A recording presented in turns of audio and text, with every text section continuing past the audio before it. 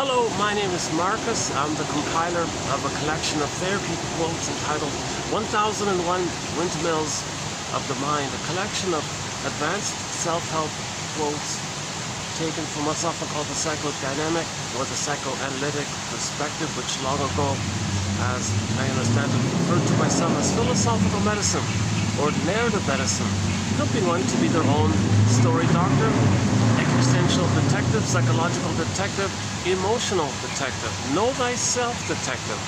Because a lot of us, a lot of our selfhood, a lot of our personhood didn't get a chance to blossom.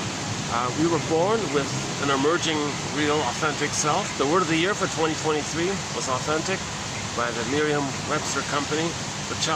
We're all born with an authentic, unique, authentic self.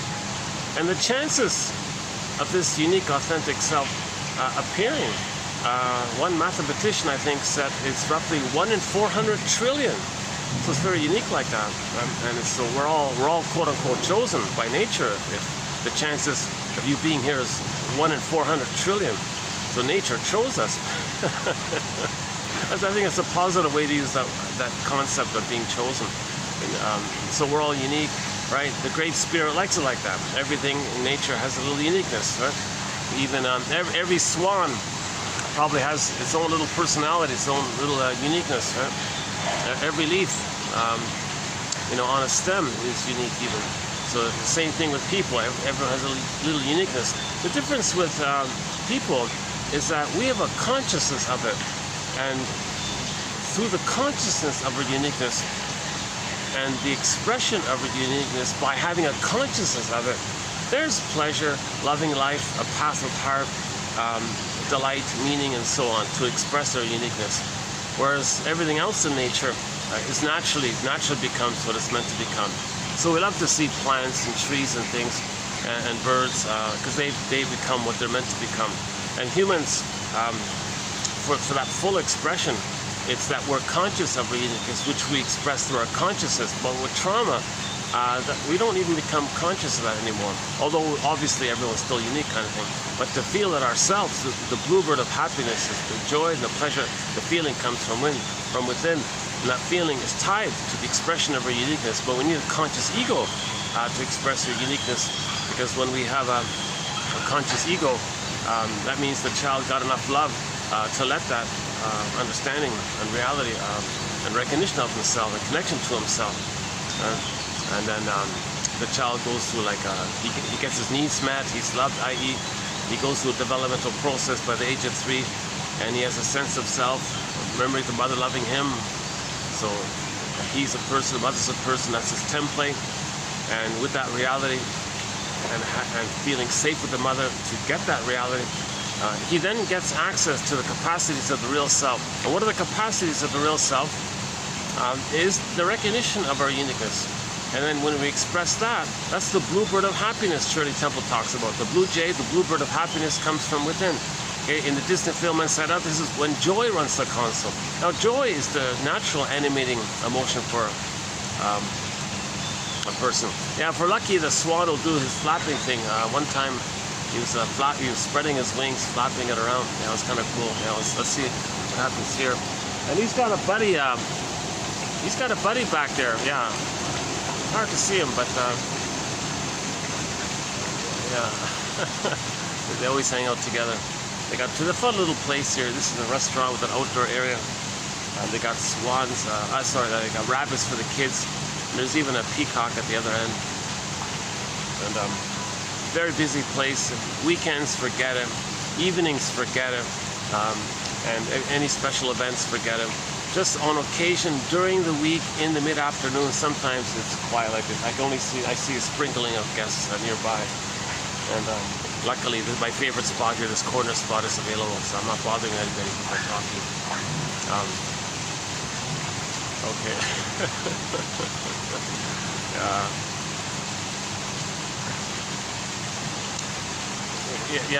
What else? Well, let me show you the place. Yeah. Oh, there's a staff there and everything.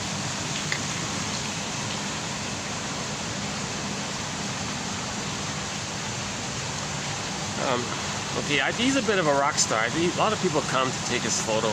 He's a bit of a celebrity, I think. I don't know if there was some kind of write-up about him or something, but I noticed a lot of people coming taking his photo. Maybe there was something. And this venue seems to be a bit of a landmark, like a famous kind of place here, I think. I discovered it recently, so this has become one of the latest stops to do a video. I can only do it briefly when the weather's a little cooler now, finally. Okay, enough about my logistics. So what we're talking about here is the presenting question. How does one, or how can we help each other? How can a thing called attachment trauma be healed? Okay, so the theory, again, all theory, right? So the theory is babies, attachment theory. Babies, it doesn't need much convincing. We all know that the baby wants to bond to his mother. We all know that the baby wouldn't make it on their own. The baby's got to connect to his mother. But that assumes a natural connection, a normal connection, where you can trust the mother, not be used by the mother, or be misunderstood by the mother, or the mother resents her role to take care of the baby, being reminded that her needs never got. She was never taken care of when she was a baby. So that child is in a difficult situation. So that kind of attachment is called an insecure attachment style. And it takes various forms. Okay, reactive, disorganized, unformulated, avoidant, anxious, etc.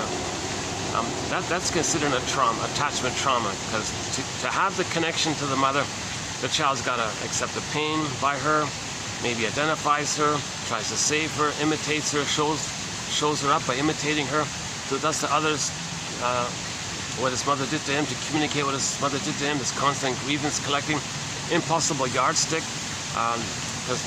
because he'll still search for mother's love, but in the future it can only be symbolic, not the real thing. No time machines can't go past, and now he's in repetition compulsion of always searching for the endorphins. Now he's like an endorphin seeker kind of thing, to numb the pain that's set in with the trauma. Now when there's attachment trauma, it creates a kind of a template, a blueprint, some kind of imprint, some kind of model, some kind of schema, some kind of script, traumatic script, and it goes into the part of the brain, the earliest part of the brain. Okay, so we all know we have three brains, right? The triune brain. Okay, there's a cute little bird. Oh, he just flew off. Yeah, there's a cute little bird, like black and white feathers kind of thing. Yeah, I'm slowly starting to get familiar with the different types of birds around here. Well, there's the other guy. He woke up, taking a drink. Yeah, he looks with the orange beak, right? That one there, the black one with the orange. Oh, they both got orange beaks. Some of the little birds here have blue beaks. These two guys have orange beaks. Yeah.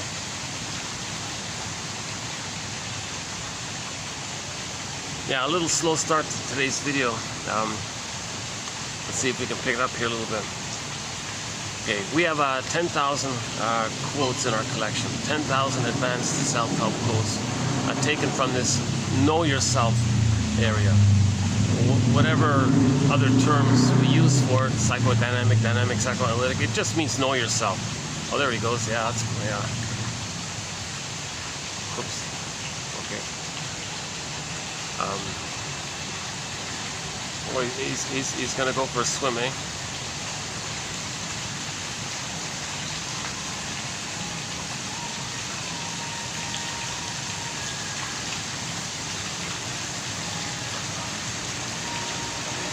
And even I can't see them, but they have these carp swimming in the water there as well.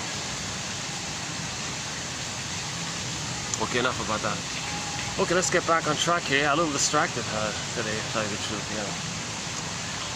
Oh, there's that bird.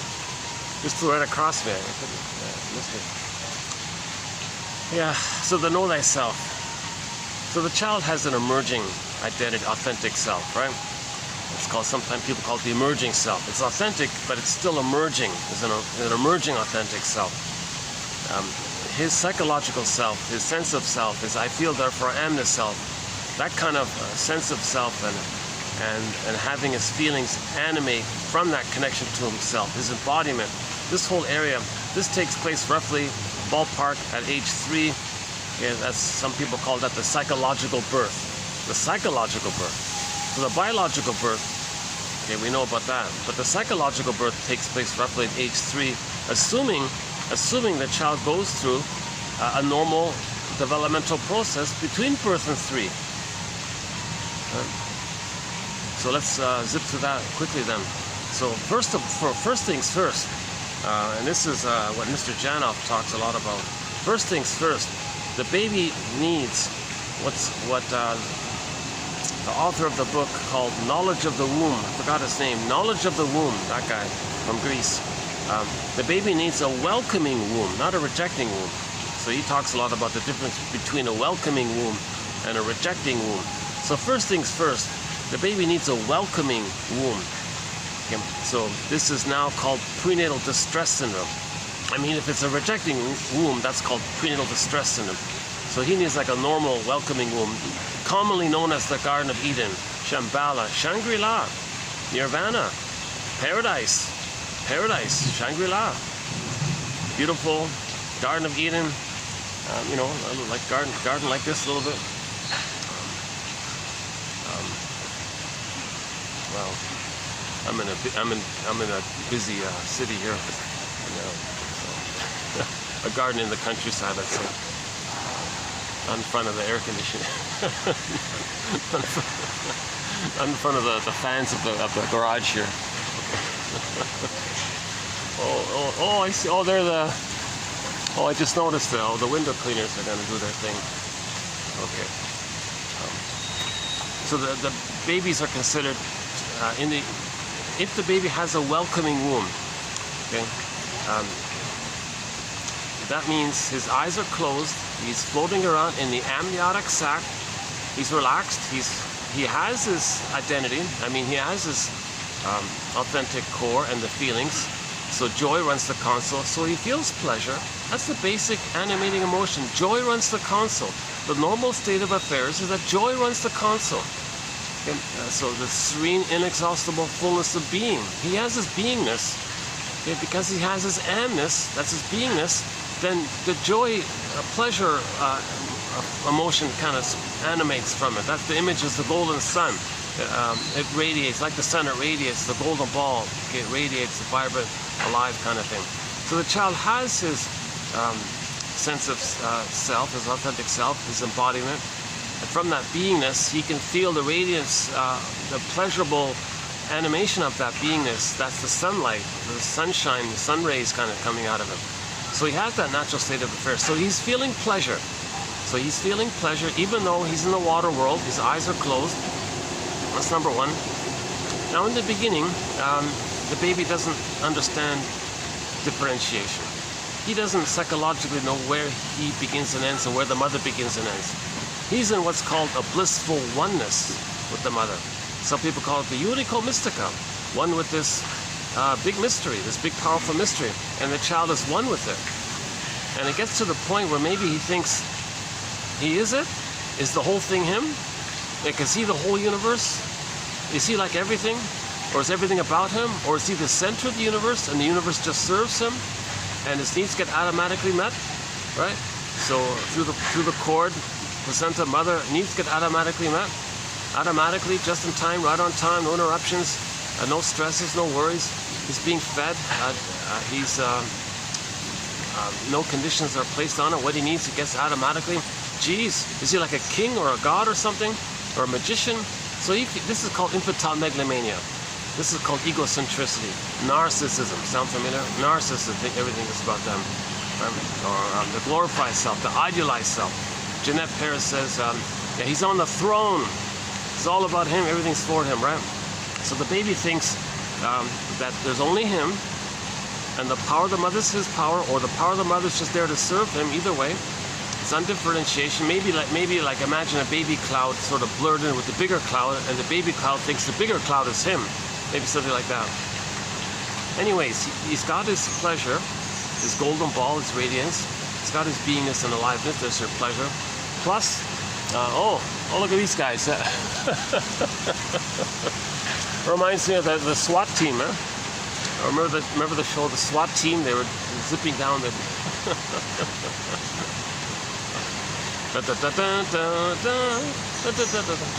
that right? Did I get the right? Did I get the right TV show theme song? Oh, that was a pretty good. That was a pretty good TV show theme song. My favorite is Judd for the Defense. Boom, boom, that one there. Judd for the Defense. And a couple of other good. Oh, no, that's number 2. My favorite one is a song called "If You Won't Leave Me, I'll Find Somebody Who Will." It was meant to be the theme song for a sequel for Route 66 that never got made. I think they tried an experimental pilot or something, it didn't work or something. But the song was saved. So technically it is a theme song, I think. It's only 45 seconds long. It's called "If You Won't Leave Me, I'll Find Somebody Who Will." Yeah, that's a song about trauma and repeating the trauma. Mother left him. He searches for women who will leave him, trying to master that trauma. It was painful. Chooses women who will leave him, or coax them to leave him, gets them to leave him. One day a woman said, "No, I'm not going to leave."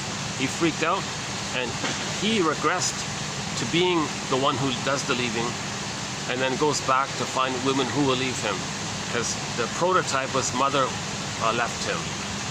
Sometimes he can play the leaving mother and leave others. So that's a great song. It's a great psychological minded song. We played it several times. It's part of our soundtrack here. If you won't leave me, I'll find somebody who will. I think Judd for the Defense is my second most favorite song, because we got a few good quotes from that show. It's a very psychological minded legal drama show starring Carl Betts. No DVD, can you believe it? One of the best shows. We have one quote from the Bartley Miller show. That's a pretty good theme song, the Bartley Miller with the trumpets. Yeah. Not the greatest show, but the first few seasons was annoying, but it got better sort of later on.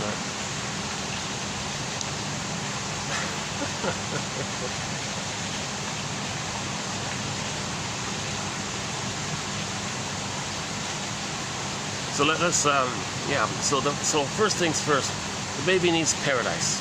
The baby needs paradise, i.e. the mother doesn't smoke, she doesn't drink, doesn't argue, caffeine, stimulants, going to heavy metal concerts, being in a bad mood, or being in a bad mood or something.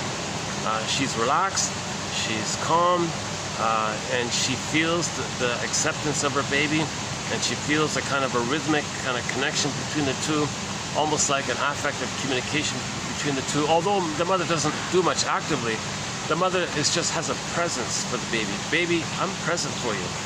I'm here for you. Now remember, the attitude of the mother, that's part of the relationship and the memory with the baby.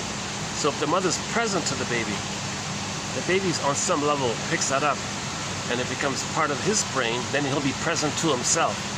Later on, when the mother soothes the baby, okay, that memory set in, and the wiring, he can soothe himself. How the mother treats him, the wiring gets laid down.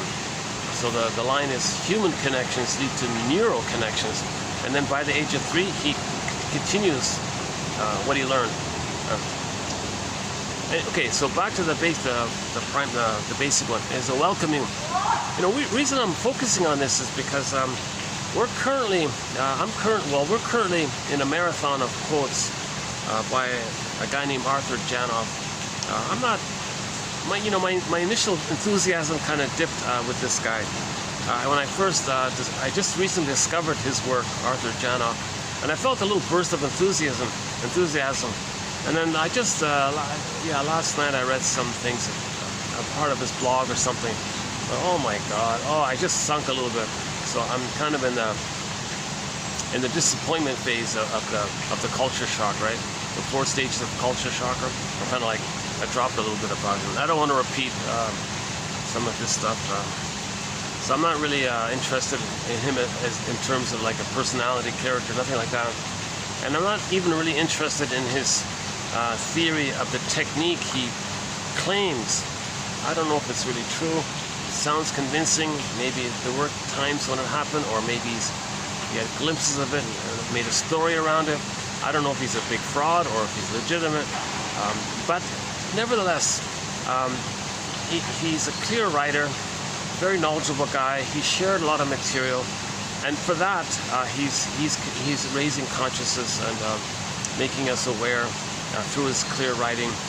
So if you kind of, I have like, if you can hold the ambivalence about him. So by the way, so this video will be part 11 of what's now going to be 12 videos. So we just completed 10 videos of his work. Right? So this will be part 11, and the next day will be part 12. And I think at that point I'm going to kind of leave the material alone for a while and give it a breather kind of thing. So this is part 11 of 12, and I'll see if I can do like a quick sort of summary of the first 10 videos in this video here before we do part 11. But one of the main focuses, or one of the main points that Janoff likes to make is that some babies are born with PTSD. Some babies, he claims, are born with PTSD. So these are the kids that are quick to anger or impulsive and hyperreactive. If you read the symptoms of PTSD, some kids are kind of already there because the mother was drinking, for example, or smoking, and the baby was stressed out. That raised at the set point or the expectation of the level of how much stress the child's got to live with. And the brain is sending them at that higher point. So later on, little things, he gets angry easily, flies off the handle easily because he's already kind of revved up too much with too much stress. If the mother has too much stress, it can go to the placenta. Janoff's another point is, don't buy this theory about the placenta barrier too much. Too much of what's going on with the mother can enter into the child. For example, the mother's stress hormones can enter into the child. Now the child's experiencing all the stress. It's the mother's stress hormones, but it's the child's receiving mother's stress hormones that maybe makes him stressed out, and then he gets his own stress hormones by it. So he's coming out all stressed out kind of thing. Another point that he makes about the prenatal world, or life before birth. Yeah, the title of the second last book, Life Before Birth. He wrote something like 15 books, something like that. One of them was called Life Before Birth. Well, let's back up a sec. So in 1970, this guy wrote a book called Primal Scream, claiming that it's possible to, as an adult, live and feel what we couldn't back then either in the uterus during the birthing or at birth or shortly afterwards. And we couldn't live it because we didn't have enough oxygen. Well, now there's oxygen. Well, imagine, see if you can feel yourself back to that place, knowing you're in the present. Like, you understand that you're in the present, but have your emotions back there while you know you're in the present. And if you can get your emotions back there, knowing you're in the present, like you need the two there like that, then your limbic system will have this desire, this great desire for oxygen. Because originally the baby couldn't breathe properly when it was stressed out in the canal, mother constricted, stuck in protracted labor, whatever. So now you're there. Well, the instinct was for the baby, he wanted to breathe, but he couldn't. But you now, in the present, have air all around you kind of thing. So he claims that if some people who did this reliving, so-called reliving, he claims that some people were able to get to that place. It takes months or years to do this. He claims then they had this sudden, whoa, this real deep breathing took place. He called it locomotion or locomotive breathing, this long, deep, long breathing, like long, because he was trying to get all the oxygen that was missing. So now he's trying to get it, and so now he's like living it. He's living what he couldn't live. Like he's feeling what he couldn't feel. So that's this whole thing that you can somehow follow the three steps, the three brains, right? The brain stem, the mammal brain, and the cortex evolution, right? Stem, mammal, cortex. Well, cortex is your ideas, the limbic, the mammals, your feelings, and then the brainstem is more about the sensations, and just sort of like instinctual about survival. Right? Like the lizard just cares about reproduction and survival, cold, but no feelings. But the mammals, that's our humanness, the mammal, we're mostly a mammal, and then the cortex came up recently. So we got this so-called three brains. So you want to trace it back. You don't want to bypass it, and you don't want to push yourself that way. So you just do it gently. You know, for example, you have an attitude. Oh yeah, he didn't listen to me. Okay, that's your cortex. That's a belief. So what's the now go to the middle brain. How do you feel? What's the feeling there? Okay, now stay with that. Who didn't listen to you? Because that's just a trigger. The person in the present just triggered the pain of somebody in the past not listening to you. Now you're back there. Oh yeah, okay, so your father, your mother didn't listen to you, and you're angry about that. And then, so let's just leave it there. And theoretically, one can take it back to the pre-verbal area where there's no speaking and you can't put words to it. Or just, oh, there's the little guy with the blue beak. Let's see if he shows up here. No, okay, sorry, you can't. Yeah.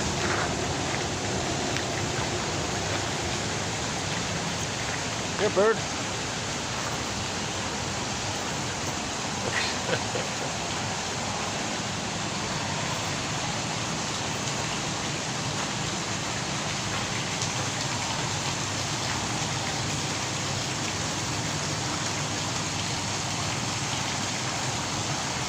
He's quite flexible, this guy, eh? He can really groom himself and all this.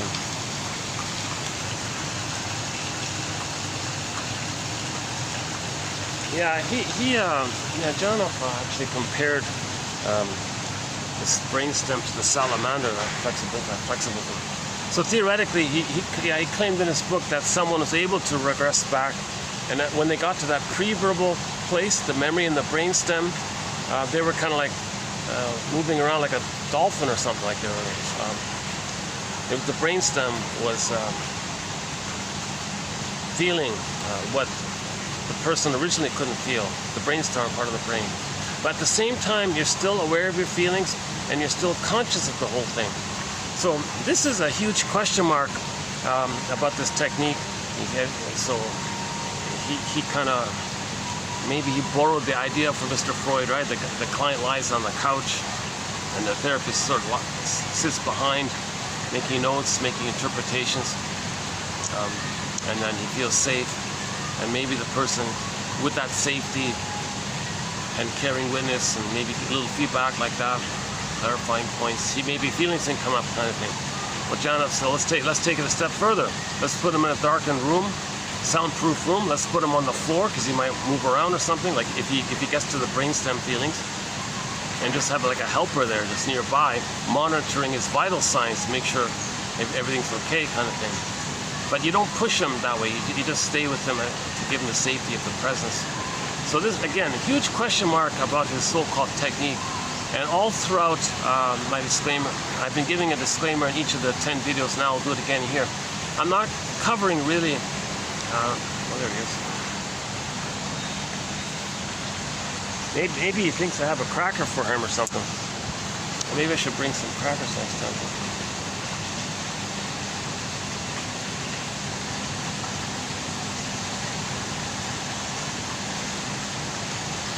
Oh, there's the SWAT team, huh?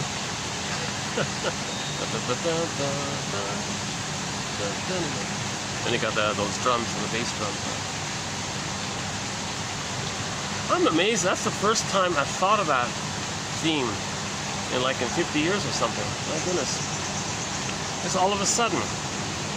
I just instantly come up, a memory came up, right? Trigger association. Something in the present reminds you of something of past. It happens so quickly, huh?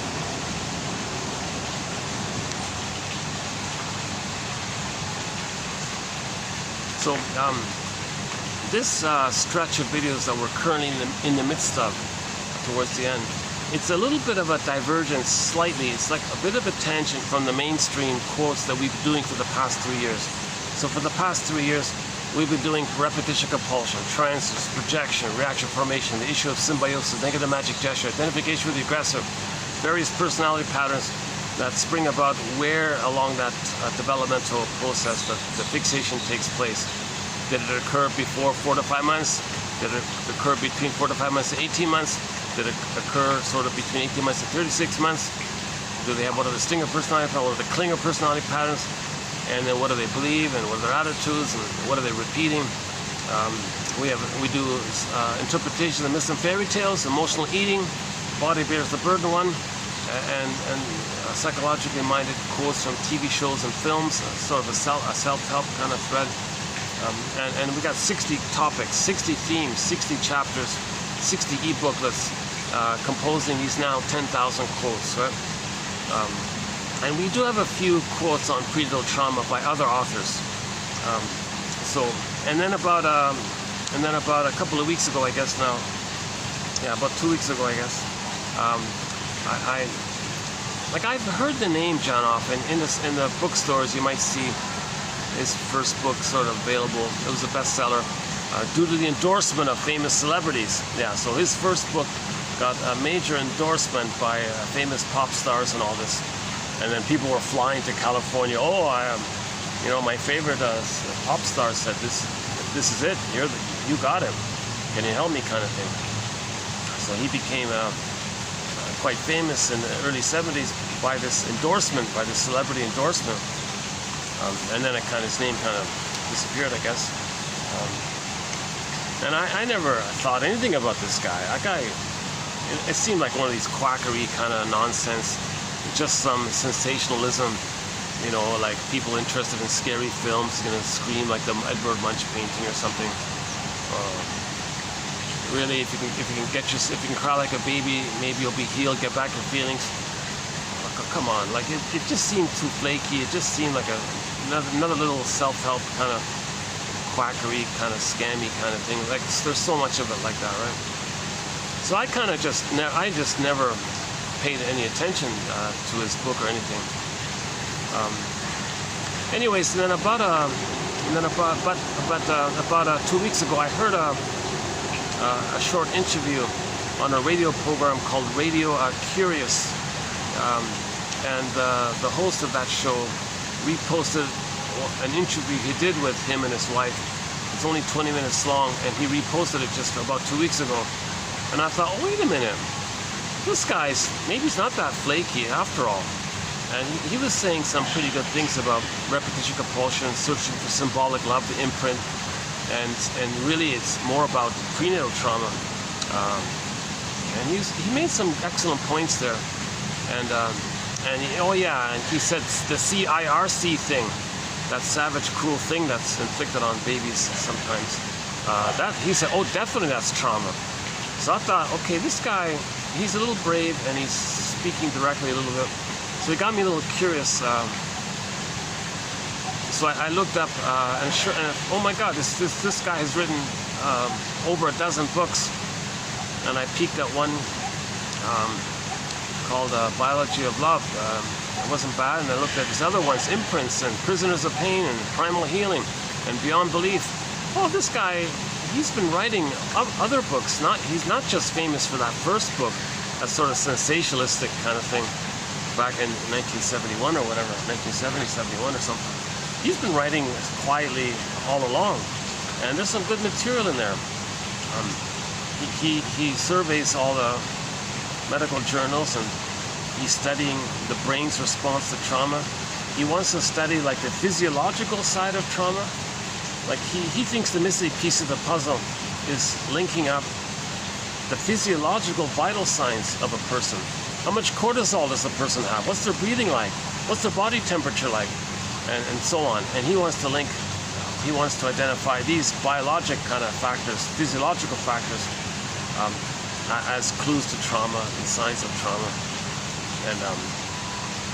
And he said when somebody did the primal therapy thing, they started off with a very high body temperature, and then when they completed it, their body temperature cooled up, their breathing was calmer, more resonance in the tone.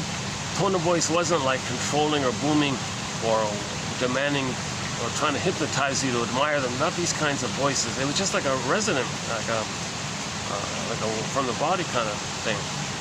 Didn't have like a manipulative see me agenda or listen to me agenda or do what I want agenda. It just had like he set the tone, and then he measured the vital signs of all these characters, of all those who did it, right?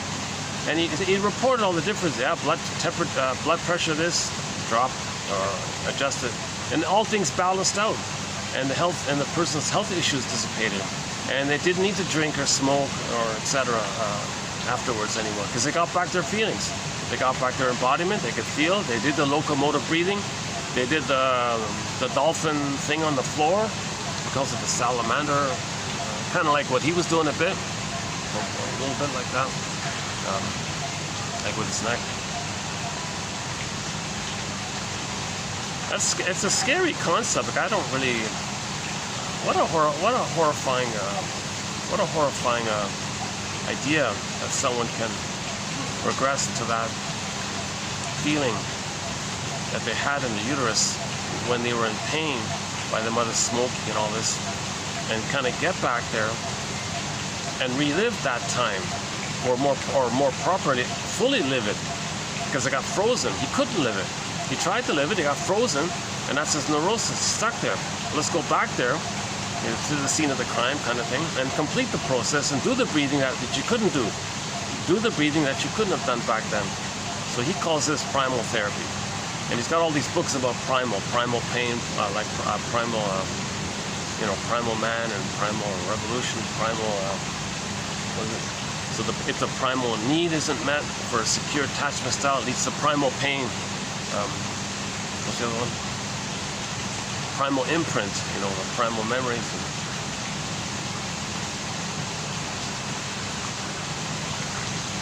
Primal therapy, primal theory. So he tried to develop his own little independent kind of system or something. So once again, I'm not really fully getting into. I don't want to join his little group or whatever. I don't want to be a member of that kind of thing. I just want to pluck out some of the gems that he reported on, and because he writes clearly, he's bringing it to our attention. I don't have access to these obscure medical journals where some researcher or some scientist or researcher did some experiment. Who can dig all? But he managed to kind of do all that and reported some of it. So I'm just passing along. Let's do my disclaimer again. I'm not a doctor. I'm not a midwife, doula, nutritionist, professor, social worker, counselor. I only have a BA, keep that in mind. I'm the compiler of the quotes. I'm just finding the quotes, sharing them. Partly A, because I want to learn this material. No one's teaching the psychoanalytic perspective, really. So, one self-help quote says, well, if you want to learn something, we'll teach it. Well, I'm kind of in the middle. Well, what if I share it? Maybe I kind of learn it like that, because I don't really see myself teaching it if I don't really know it myself. So don't judge this by my, don't judge these quotes by yours truly. Read the quotes for yourself and be your own detective, be your own psychological detective. When Robert Bly speaks to an audience, he says to the audience, dear audience, 30% of what you're going to hear tonight is wrong. It's up to you, dear audience, to figure out which 30%. And I've been using that attitude all throughout the past 3 years. But in particular with this batch, with this string of videos on Mr. Janoff here, it's not 30%, it's 50%. So likewise, in this video, 50% of what you are hearing is wrong. It's up to you, dear listener or viewer, now or in the future, to figure out which 50% that you're hearing is wrong. You got to figure it out. You got to be your own detective. Consider quotes that click. What does it remind you of? And be your own detective kind of thing. So my hope is that in each video we post on average 10 quotes, my hope is that one clicks, it is of interest, and you take that one and say, yeah, what does that remind me of? And you make some notes and it links you to yourself a little bit, because we're looking for ourselves. Right? The issue is we're looking for ourselves. we're running away from ourselves, at the same time looking for ourselves. So let's pause and just accept that we're looking for ourselves and look for ourselves instead of running away from ourselves, not knowing, being afraid of ourselves. So we want to reconnect with ourselves. Most of us is denied, repressed, okay?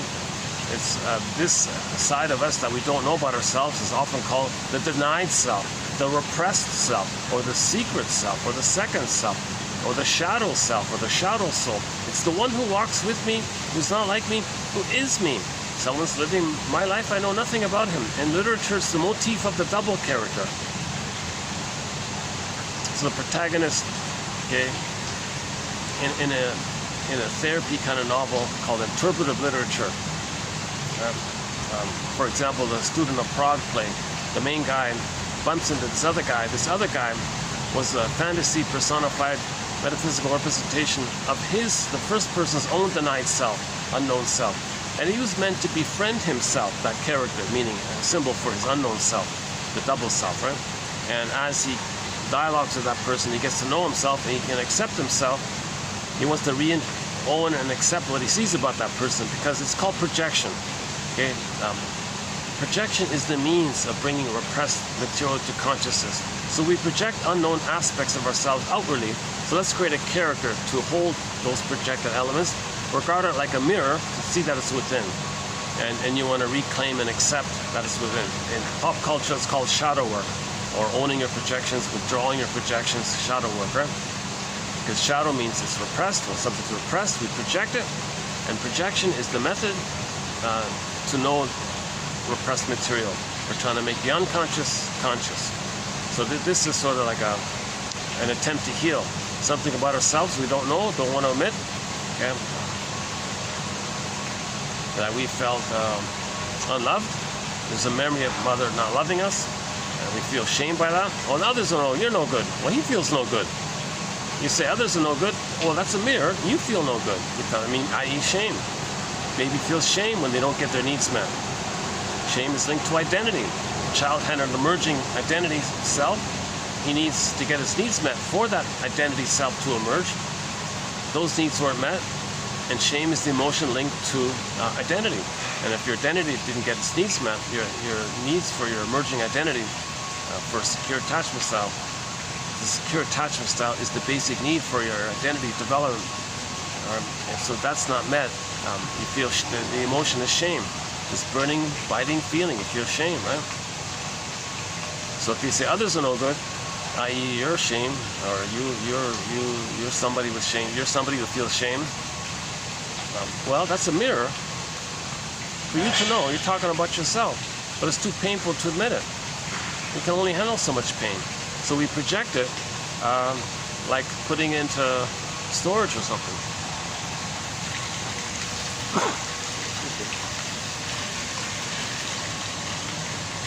Oh my God, I think that's the second time I sneezed on camera in the past 3 years. Yeah. Sometimes when I'm sweating too much, I walk here. It takes me maybe almost an hour to get here, maybe a little less than an hour. No, almost an hour to get here. I'm drenched in sweat by the time I get here. And unfortunately, there's no real... Yeah, I just, I could sit inside and cool off for a bit, but they got guests in there, a little awkward. So I just, okay, well, this is not a vanity project. I'm sorry if you might see me sweating a little bit. So once again, I haven't been analyzed. I'm not a doctor, as I just mentioned before. I'm not an analyst or something. I haven't been analyzed. I haven't done this psychoanalytic journey. I'd like to. I want to. If I had the funds, I'd be on the next flight. Find an analytic therapist, right?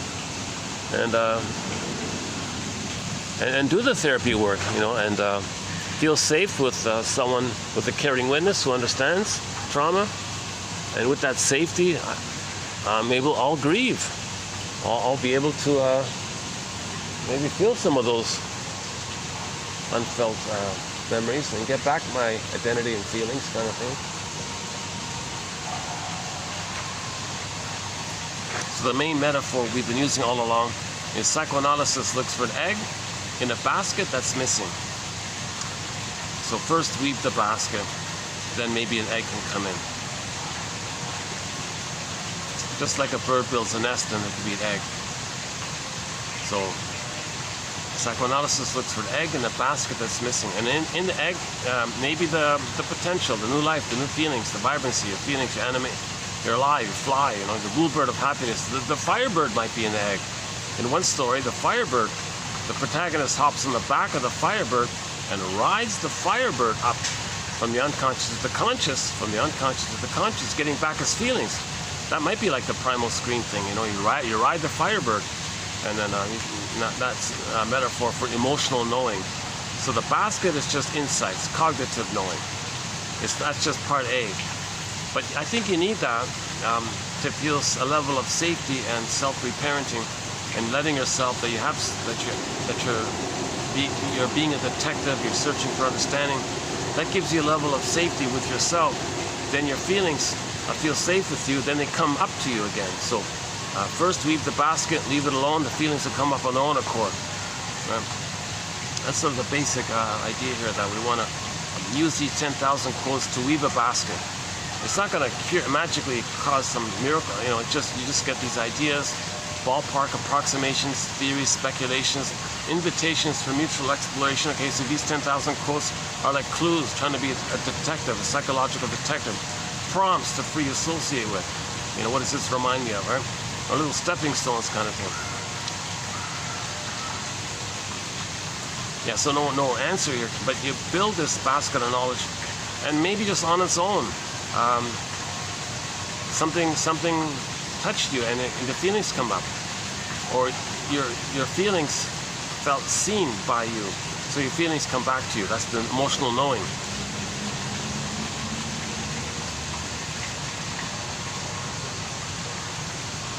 One sec. Oh, it's getting hotter here for some reason. Or is it just me here?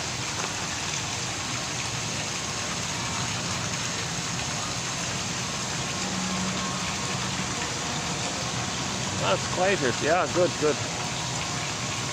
Yeah, I'm not bothering anybody. Well, there's the carp. Yeah, these are huge guys. These are quite large-sized fish in there. Yeah. I don't know if you can see them. Sort of orange and silvery kind of fish. This guy's constantly grooming himself. He's quite the diva. Yeah, we recently posted some quotes from the show, the Drop Dead Diva show. Yeah. In a recent video in a hotel lobby, there was on the TV screen, on the jumbo TV screen, there were these like a fashion show thing, and the models were doing this. What one of our quotes was talking about: self-sufficient superiority, and they were looking like that. I don't need anybody. I'm self-sufficient. I'm superior. So they're trying to feel the regression that once upon a time in the uterus they were on the throne. So the girls on the catwalk, I'm on the throne, kind of thing. And then you got the voyeurs, you know, as a defense against exhibitionistic, they voyeur it. So in their vicarious identification with her, they can feel that they're on the throne. If she's on the throne, they watch her, take photos of her, they're on the throne, kind of thing. That's a symptom of trauma, to search for that kind of throndom, fame, prestige, admiration, because that's all symbolic of Mother's love. Most of the stuff that we're doing is searching for symbolic of Mother's love. And that point we made that point in the last video. All throughout the past 10 videos, that was a major point here, the search for symbolic love. You can't actually get Mother's love, so your cortex looks for ideas to give you the hope, and the hope is disappointment, but when the pain, then you get the endorphins. Sorry. Again? Okay, hold on a second.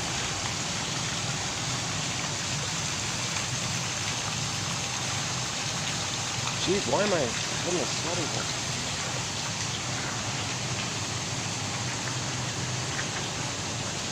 Is it getting hot? What's the time here? Why is it getting hotter here? 3:15. Is it getting hotter? Maybe it got a little hotter. Oh, sorry, you're gonna see me sweating here. Jesus. Oh.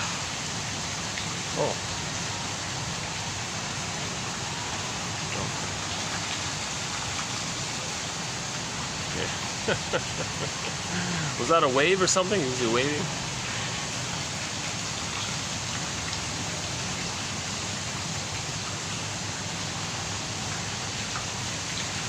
Drying himself off, I guess. Like a dog drying himself off, yeah. Oh yeah, dogs when they're in the water, they shake and dry themselves off, right?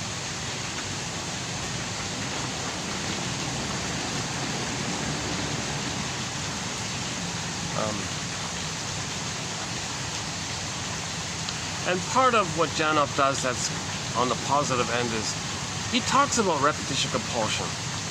He doesn't use the phrase, but he talks about the concept of it, where we repeat the trauma of not getting mother's love with others in the present, searching for symbolic of mother's love, because you can't actually experience the breast mother in the present with anything.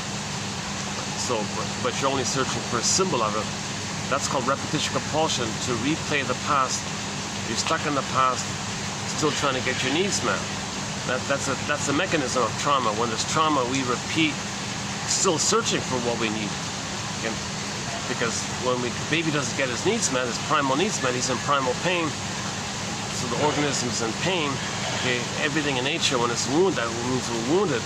When something in nature is wounded, it's trying to heal, right? So we heal. People heal by repeating. That's like a cry for love again. Mother, I need your love. Okay?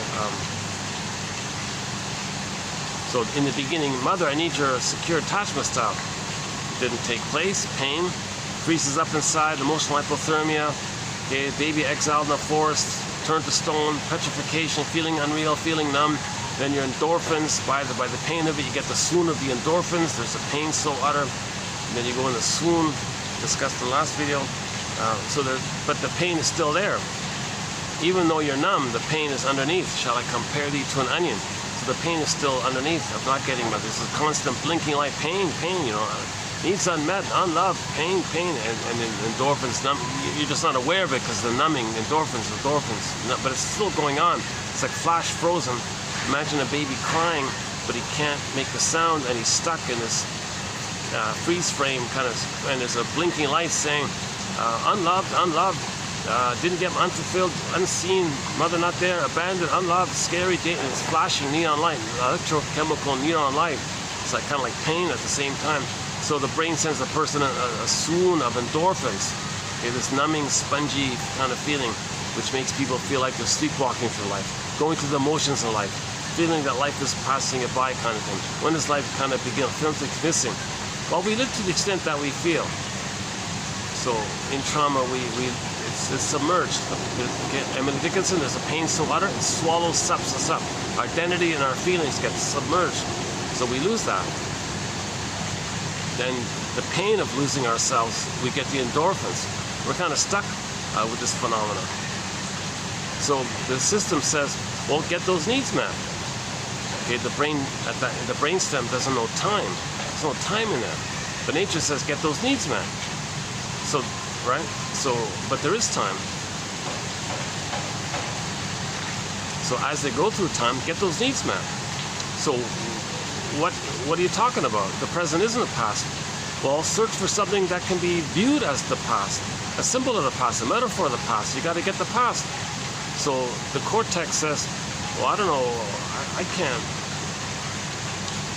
That's the issue. We spend our lives in this futile kind of relentless, unrealistic hope to meet an old need met.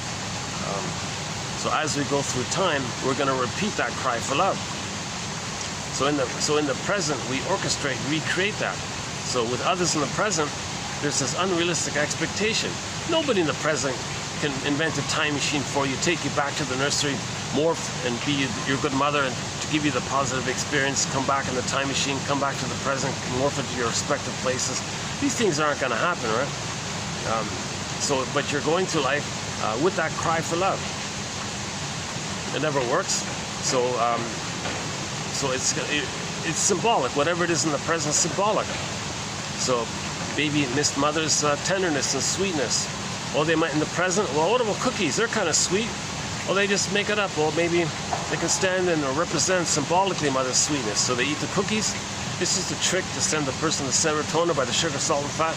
To trick the brain into thinking that the concentrated food gives the person safety. By that, then you get serotonin from that. That dissipates quickly. It didn't work. It wasn't mother's sweetness in the past. So it failed. But you had the hope and it failed. Hope and it failed, right? So the baby had a hope and it failed. Hope and it failed. That's like a cycle that's going on like this, huh? So enter another famous poem by Emily Dickinson. There's a great hope fell. Baby had a great hope for a secure attachment style. A great hope for extended paradise from the uterus onwards for the first 4 to 5 months. A great hope fell. You heard no noise. The wreckage was within, the trauma. The earthoplasmic core gets pulled down. Petrification, turned to stone, unreal, numb. Okay, the wreckage was within. He puts the soul into cold storage, emotional hypothermia, emotional coma, emotional catatonia. The wreckage was within. He loses his connection to himself. The wreckage was within. Oh, cunning tale.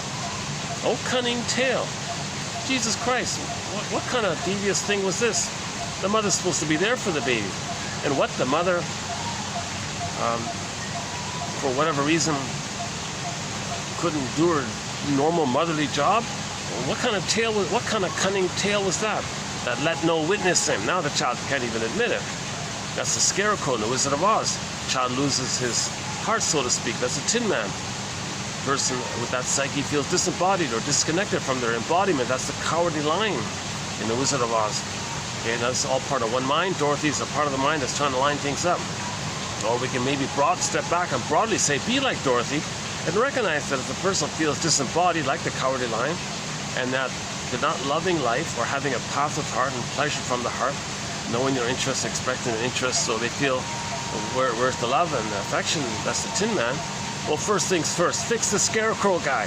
The Scarecrow guy is the ego that's submerged and frazzled up and damaged. So we want to give the Scarecrow a brain. So these 10,000 quotes are an attempt to give the Scarecrow a brain. Okay, so in each video, roughly 10 quotes, you pick out one. We have 1,000 videos here. So one, in effect, can create their own customized, personalized, customized 1001 windmills of the mind of their own as a good starting point.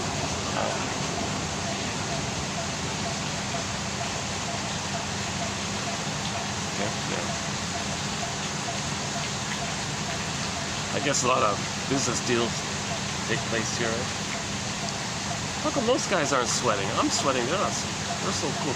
Maybe I have trauma and my body temperature is a little kind of high, right?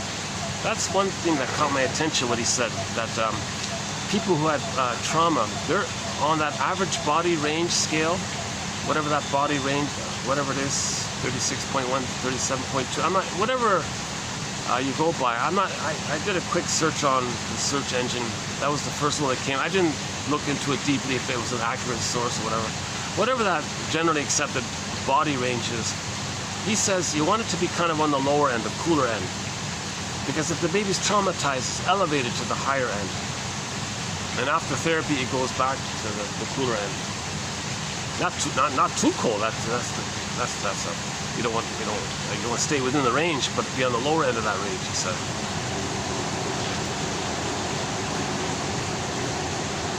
So yeah, be like. So first things first. Let's fix the Scarecrow guy. So another image for repairing the ego. Remember, he had no brain, didn't know anything. That's their damaged ego. It didn't come to us. It's still undeveloped, submerged. So the Scarecrow and the Wizard and the Tin Man and so on. That's all like in this down, like it's underworld, right? Dorothy was on the land, went down some kind of tunnel to the underworld. It's the unconscious.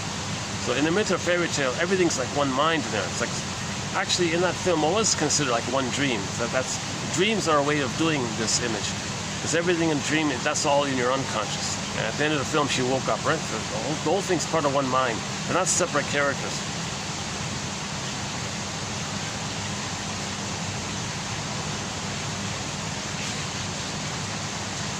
Yeah, they're all in their business suits and everything. Look at that, they're in their business suits. And they've been sitting there all this time. And they're not sweating. Oh, no, that's not fair. They probably drove here in an air-conditioned car. I had to walk here for almost an hour.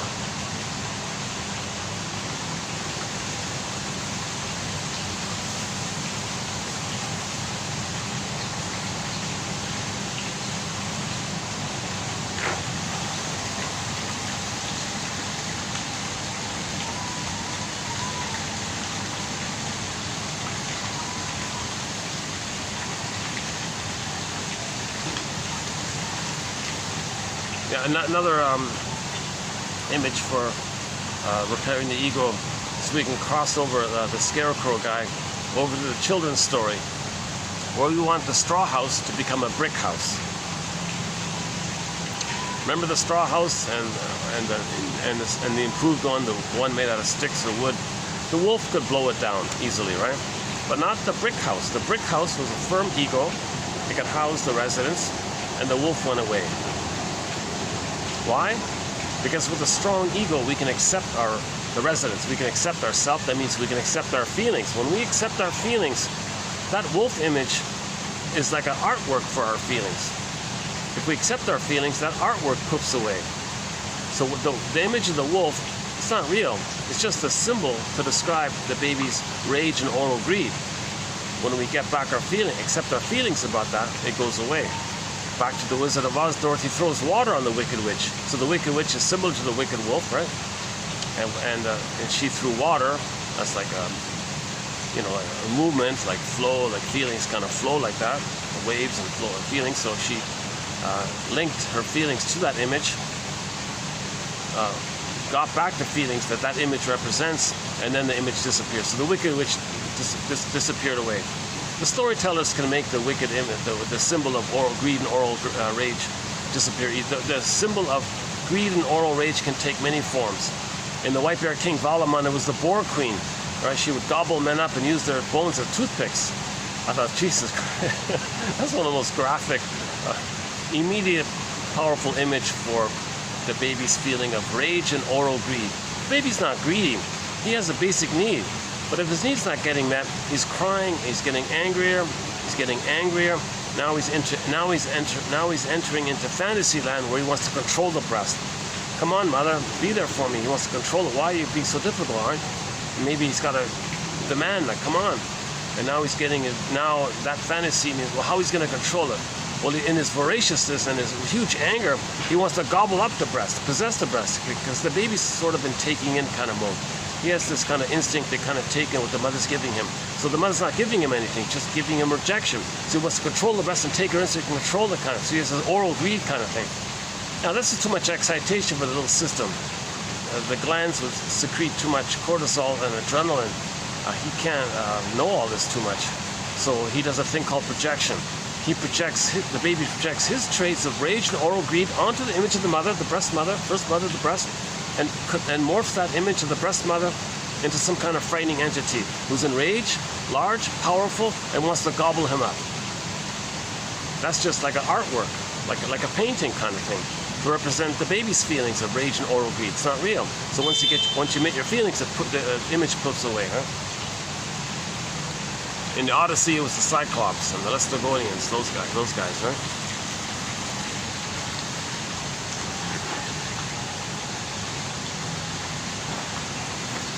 Another thing, another little footnote, just a little sidebar here. My camera's having an issue lately, and to be on the safe side, I'm going to keep these videos due to the limit of my internal storage. I have a memory chip, and sometimes I could do longer videos. And let me do it. But lately, if I do a video, I recently did a video that was 5 hours, the whole thing got lost because it didn't fit in with the limit of my internal storage, which is only 4 hours. But in the past, I could go directly to the memory chip, which could hold 10 hours or whatever, Now, for some reason, it's saying no. It's got to fit in with the internal storage at the same time. And that's only 4 hours. So I lost a very good video recently because of this.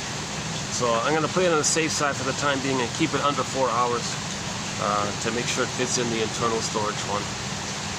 Because once it goes over that internal storage space limit, the formatting thing is all mucked up. And I can't upload it. I can't even play it back, although it's recorded. It's kind of like betwixt and between. I can't save it. I try to buy these little apps to fix the formatting. Saved it. It doesn't work. None of them work, kind of thing.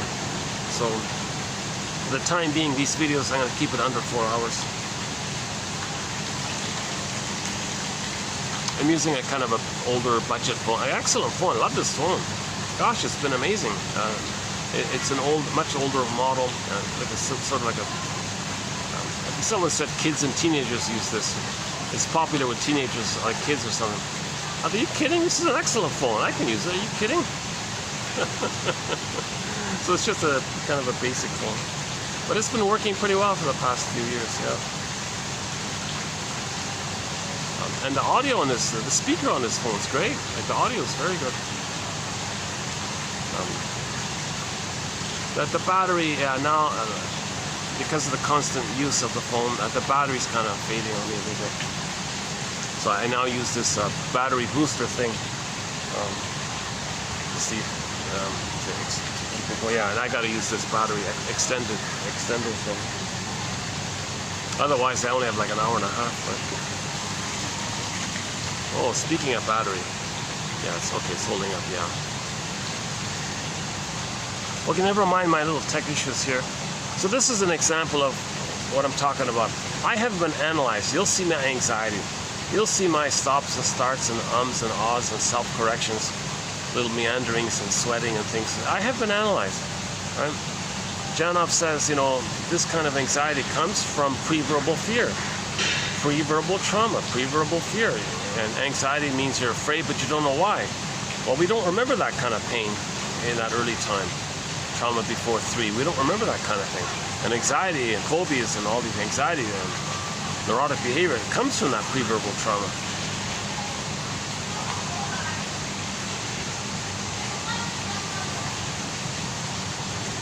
Okay, let's clarify a minute again. Okay, Emily Dickinson. There's a pain so utter, it swallows substance up, and then the person finds himself in a swoon. That's the numbing, mercy, pain-killing endorphins, the brain. So the brain has like an internal natural pharmacy or something, and so the brain can do the mercy. Oh, person's in pain, make it numb. So the example was the gazelle on the field. The lion is chasing him. The lion kind of bit the gazelle, and he's in pain, but he can still run. But if he were to admit the pain, know the pain, then the lion would get him. So the brain sent him, don't feel it, so you can keep running. Now, that's a survival technique. You keep running, then he can escape, and it worked. The gazelle escaped. But if you were to admit the pain, you couldn't keep running. If you were unaware of the pain, then you can keep running. So that's what the endorphins did, kind of thing. And we're all mammals. We have a mammal brain, so that's also going on with us. If there's a pain, we get the endorphins to not feel the pain, so we can keep on going. If we were to admit the pain, we couldn't function, kind of thing, right?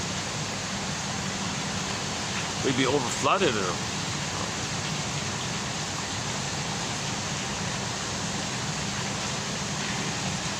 So that's why we're stubborn with our cookies and comfort foods, and beliefs have the function of triggering the same kind of internal endorphins that cookies might do. That's the funny thing about that beliefs, it's the promise of getting mother's love. So you feel safe in the moment. So you get the serotonin, but it didn't work, so you get the pain. The pain triggers the endorphins. So the hope and the beliefs also release ultimately endorphins to us. Either we do it directly with cookies or ice cream, or with the beliefs, get disappointment, and then you get the endorphins that way. Check out Edmund Berger's quote about jocose, morose, bellicose, comatose, regarding his quote about drinking. I think that one discusses it pretty clearly. So let's clarify this point about repetition compulsion. So the organism's trying to heal. So back to Edmund Berger. So the brain doesn't know time, the brainstem doesn't know time, it's got to get needs met, There's a primary circuit. Baby's passive, victim, shamed by the active, aggressive, misattuned, malattuned, gaslighting, angry mother from the baby's perception. There's a circuit there. Memories are relational. Memories are relational. Self in relation to the mother and the pain and the feeling link. Now they're fused, but there's still a self in the mother, even though they're fused and the pain around it. So that memory is relational. Baby had a need, mother said no. It's fused, but there are two of them in the pain. And this is a primary circuit that's burned in, so to speak, or imprinted in the brainstem somewhere. And then there are these chemicals that John talks about that kind of seal it up, like sealing, like it seals it up kind of thing. So it's kind of like deep in there. Right? And that's all related to survival. That's why there's this deep burning memory. How do we survive? Well, the baby was entered into the world. This is what happened. He's got to remember that. And he goes, and now he's dysfunctional because he's going to see the world generally by that prototype. So we got to fix this prototype. That prototype could be like a puppet master kind of thing. The prototype can run us, tells us who we are, what to believe, what to think, who you are, who others are. We don't want this painful memory like a curse, and we got to see the world through that accident or misfortune with the mother early on. We don't want to see the whole world through that past one experience. We don't want this kind of thing. So imagine this little loop. Let's call it the cry for love. Love means the baby's needs need to be met. Mother, I have these needs for a secure attachment style with you. Okay, whatever's going on. Okay. It doesn't get met. So let's call it a shaming mother. Baby was shamed. And that's a primary circuit. The memory is relational, shamed baby by the shaming mother, and he felt abandonment, depression, persecutory anxiety, massive pain, etc. That's burned in like a little loop like that, and sealed in with the, there's a name of, okay, well, I can dig it up later. There's a name of the chemical that does the sealing thing. It seals it into your brainstem like that. Jesus Christ. And then, you feel it's very strange, and why is this going on inside of you? Is it alien or something? And you want to feel it, so you symbolize your beliefs in aliens to represent a symbol, to represent this thing that shouldn't have happened, this alien thing trauma is like an alien thing that shouldn't have happened, right? And it keeps you away from yourself, and your feelings are alienated from you by this alien experience, so you don't know it. So a person might believe in it. Oh, tell me stories about aliens, to keep you distracted by the belief, which represents and symbolizes your feelings, your alienated feelings of the birth trauma or prenatal trauma. So the belief in aliens is a code for, a message for, the person was traumatized, they don't know it, and they're trying to get to know him. So someone believes in these obscure, crazy ideas, whatever. That's an attempt to link it to the prenatal trauma, birth trauma area where that alien experience took place. Right? So let's go to this loop. Imagine this loop. Okay, remember there's no time, so it spins around infinitely. It's infinite. It's timeless. All time is that time. It just skips around endlessly, right? So imagine a 45 record, one song, that loop, on the grooves burned in on a plastic 45 disc record, music disc record. Side B is the same song as side A. The 45 records have only one song. Let's call it the cry for love. It's this memory. It's this cry for love. Let's call it the cry for love. Okay. If this cry for love represents a huge conflict, a huge inner conflict. Baby had a need. The first time the baby expressed his need, mother was misattuned, malattuned. He cried. Mother, what are you crying about? Gaslit the baby. Okay, massive pain. Okay, doesn't want to feel the pain. Don't know his feelings and needs. Earth opens up, the authentic cord gets pulled down. But the needs are still there. Nobody wants to feel the pain, so don't know my feelings and needs. So he doesn't know his feelings and needs, but he does have feelings and needs, but he doesn't want to feel the pain.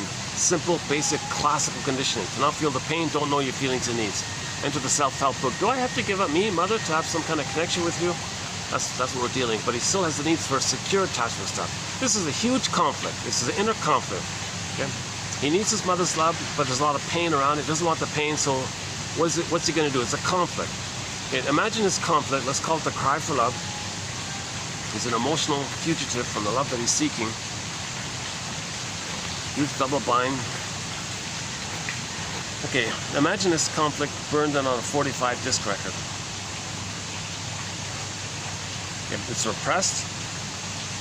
It's also turned neurosis, because when you see the present by that past, because the past brain doesn't know time, so all time is that time. That's called neurosis. I.e., you're not loving life, you're not enjoying life with your feelings in the present, expressing your true interest in the present, feeling embodied, and having a wide range of feelings, needed feelings. The whole mammal area, like your feelings, wide range of feeling, affection, tenderness, gratitude, kindness, sharing, delight, playful curiosity, like just normal kind of mammalian kind of, because that's all traumatized, right?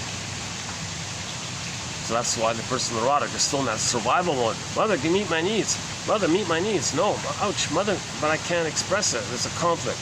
Okay, so imagine as a 45. Bergler says, makes a person neurotic. This makes a person neurotic. Every neurotic is a music enthusiast, but he only has one record. He carries this 45 with him everywhere he goes. Every time he sees a turntable with never-ending fiery ardor, the compulsion, he spins off that tune. He plays that tune. He recreates in the present that interaction in the present with others as stand-ins, either for him or the mother. And he replays it in the present, that original thing with the mother. So the original thing with the mother, he wanted her mother's maternal loving breastfeeding, holding maternal experience. In the present, he's going to replay the record. Now this reenactment can take two forms. The more benign way is he plays himself, expects others to reject him, to replay how the mother rejected him. Nobody in the present can be the good mother in the past, so it's always going to happen. So he's always going to relive that again and again and again. So he expects it. It's just going to happen, no matter what, right? If the trauma, the more disturbed way, the so-called perverse, psychotic, troubled way, right? Secret psychotic or something, the more disturbed way is if the baby is traumatized so much, so brutally hurt by the continuous strain of mother's ongoing misattunement, ongoing malattunement, ongoing hate or on the baby, or didn't want the baby, or this kind of strain like that, and it causes the child to freeze up sometime prior to 18 months. Sometime prior to 18 months, or at birth, or even in the uterus, even. So that whole area prior to 18 months, because 18 months is the stage of the child's original infantile megalomania being on the throne. The throne time is up till 18 months ballpark. So if he's traumatized during that throne time, didn't get enough love to let that throne time dissipate into the human realm, and he's still back in the survival kind of area, then when he, in new situations, he doesn't replay it directly. What he does is say, I don't want to feel that shame with the mother anymore. Someone else can play me. I'll play her. That minimizes the pain. He does feel it, but he distracts himself from feeling it if he can have like a proxy for him. Proxy means someone else who feels for you, does something for you, or plays a role for you. So the person in the present will find some non-threatening substitute other, innocent other, because he was once innocent.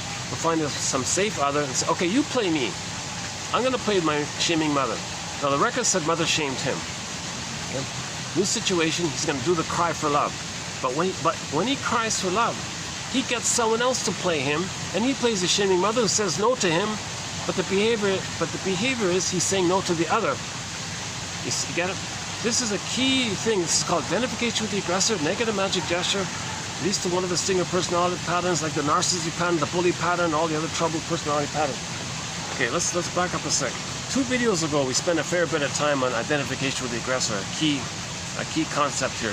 Go to the 50, I think it was 50. What is it again? Today's 65. 4-3. I think it was 53, 2753.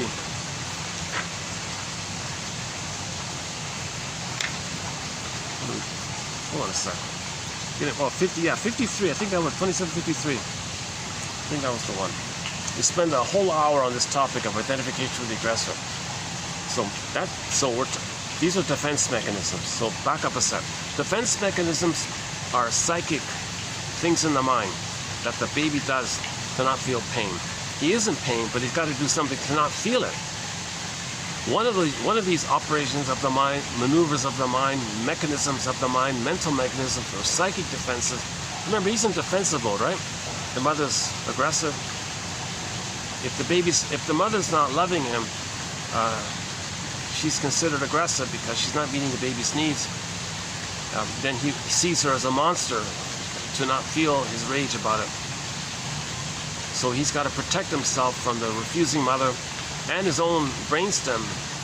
So he's in defensive mode. One defense mechanism is called identification with the aggressor. It helps him to not feel the pain of mother hurting him.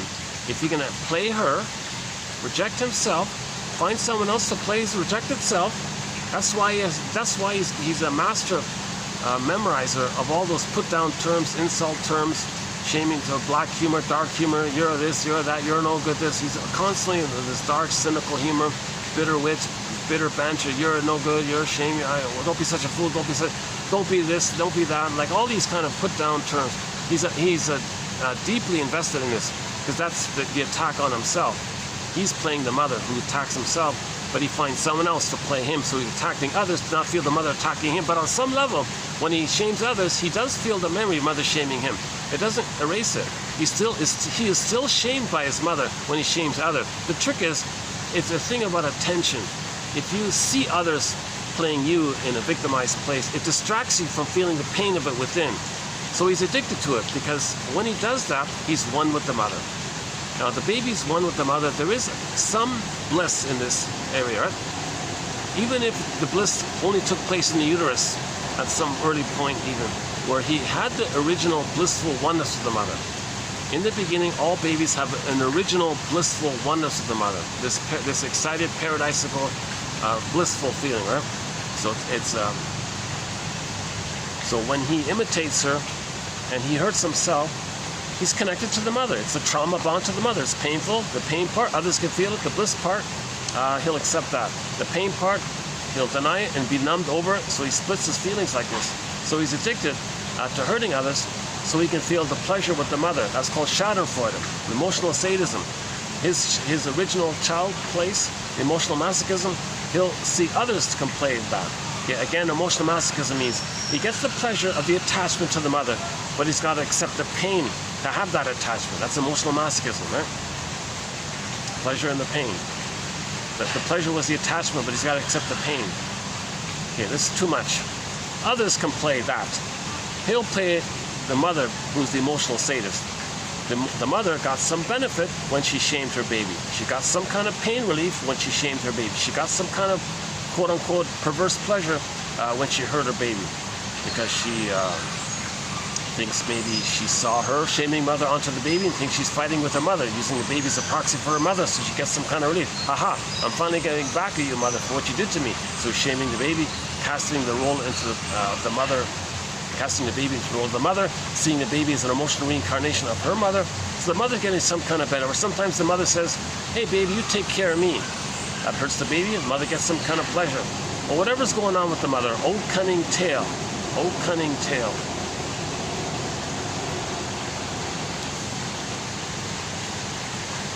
Usually the mother just sees her shamed self onto the baby. The mother herself plays the grandmother, the shaming grandmother. New situation. Hey baby, you're going to play me. I'm going to play your grandmother who shamed me. I'm gonna repeat what happened to me. You're gonna play me. I'm gonna shame myself. I'm playing my mother who shames me. You're gonna stand in for me. So the behaviors, I'm gonna shame you to be loyal to the record of mother shaming me, and that's my cry for love. How it's so. Shall I compare you to an onion? It's very hard to see this as a cry for love. So Berger's approximation is, okay, how is he crying for love when he's hurting for others? Well, maybe it's like this, Berger says. When he hurts others, to replay and imitate how the mother hurt him, it's in effect he's saying, yes, he's loyal to the mother, yes, he's bonded to the mother, yes, he feels this blissful oneness of the mother. At the same time, he sneaks in the message, look, world, where did I learn this? What I'm doing to others, look, world, my mother did that to me. So in a way, he's showing up the mother by expressing his anger at the mother, by telling the world what a rotten mother he had. He's going to act rotten to say, my mother was rotten to me. So that's maybe his way to cry for love, to say, look how rotten my mother was. That's maybe his way to cry for love. My mother gave me this pain. I don't know how to communicate this other than to show you what you did to me, so I'm going to do to others what you did to me. Berger calls this phenomenon a negative magic gesture. Really, you're going to be negative like this? Magical thinking, okay, the gesture part, really, somehow it's going to magically change what happened in the past. This is symbolic. Everything in the present is symbolic of the past. It doesn't change the actual past, right? So the repetition, let's back up. Every neurotic is a music enthusiast, but he only has one record. He carries this 45 disc record with him everywhere he goes. In every new situation, oh, here it is. Oh, I want you to see his blue beak. I don't know if I can get his, oh, there he goes. Okay.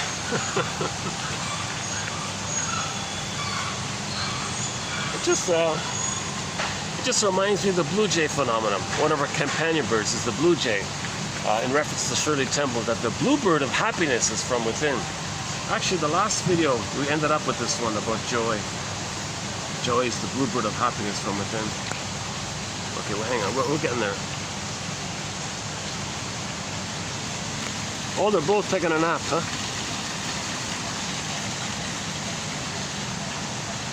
Oh, here he is.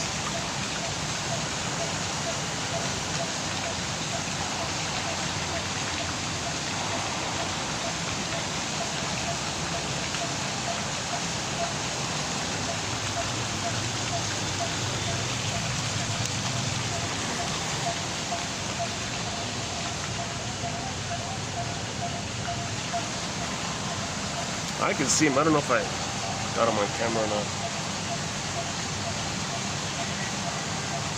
Repetition. Paul Libby Russell is our lead author on this topic. Paul Libby Russell on repetition compulsion. 2119. Go to 2119 and go forward for until 2129, something like that. He says repetition compulsion, trauma. Just think of them as synonymous. Just think of them as the same thing. When there's trauma, we repeat. Repeating means there's trauma. So in the present, Masterson calls this phenomena transference, acting out. You're going to transfer the past into the present, and like actors on a theater staging thing, act out the whole thing. So the person might play the mother, others will play him as a child. He replays the thing. He replays the nursery in the present with others. So he sees others as a proxy for him. He plays the shaming mother, replays how the mother shamed him. He shamed others. That's a replay of the mother shaming him. That keeps him in the trauma bond to the mother. He gets the pleasure of that bond to the mother, but it's icky and painful. So he prefers the pleasure that she got by imitating her. So now he's got Schadenfreude. So he gets pleasure and gleeful delight to see the pain he inflicted on himself, but he sees himself into others. So he's one with the mother now. This is the mother complex. He never got enough love to leave the mother. He's imitating her. Now, part of this process is that as he's imitating her, number one, he's stuck with her because he never got enough love to leave her. Okay, Fairbairn says the more the mother's love is unavailable, the more the child clings and sticks to her. He calls it like a glue, like an adhesive glue. It's called adhesive identification. Forensic calls it identification with the aggressor. Number 2, Morton Keeson says, if you identify with the aggressor, you're in this mode of trying to save your mother, please your mother. Okay, so on this point, maybe we can back up and say, when the baby's being traumatized, mother, what's wrong? You're supposed to love me. You're not loving me. Everything's love or a cry for love. Oh, mother, are you crying for love? Oh, I'm magic man. I'm magic baby. I'll save you. I'll correct you. I'll heal you. Mother might say, well, sorry, baby. I don't think that's possible. No, I have to. I have to save you because I need a good mother. I can do it. I'll save you. What do you need, mother? Well, baby, when I was a baby, my mother didn't meet my needs. I'll meet your needs. We're already one. You needed your mother to be a symbiotic object for you. Well, I'll be the symbiotic object for you. I'll mirror you and imitate you so that you can feel seen and have your merging needs met. We're already merged, so let me play the mother that you needed back then. It's impossible. It's impossible. But he's stuck in his constant, relentless hope to try to save his mother to get mother's love. So he's fused there. It's like a crazy glue, and it's imprinted and sealed in kind of thing.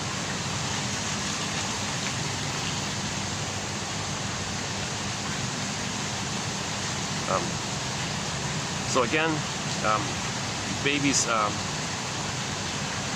assuming he had paradise in the uterus, assuming the birthing was okay, he needs to latch on to the mother and have an extended paradise. He wants skin-to-skin contact, breastfeeding, and the eye gaze, the loving eye contact with the mother. He needs those 3 parts as an extended social, interpersonal paradise womb. Babies need extended paradise. The paradise that he had in the uterus, he needs to continue in the land world. When he's going from the water world to the land world, that's like another world, another planet maybe. That's a whole new thing. He needs like a paradise there. He needs a level of safety called the maternal holding environment, a positive maternal experience, an extended paradise. This extended paradise, this great hope, this natural expectation for extended paradise, if the cord stays, the placenta stays, okay, disclaimer, barring medical issues, everything stays. The cord stays, the placenta stays. The cord's still pulsating with oxygen. The placenta belongs to the child. The cord belongs to the child. It's his whole, it's his stuff. Right? When he's making the transition, don't remove the baby, barring emergencies. You hand the baby directly to the mother's bosom, the front. Skin-to-skin contact. The room is warm. Candles, heat lamp, whatever. The room is hot or hot enough. Not too hot, obviously.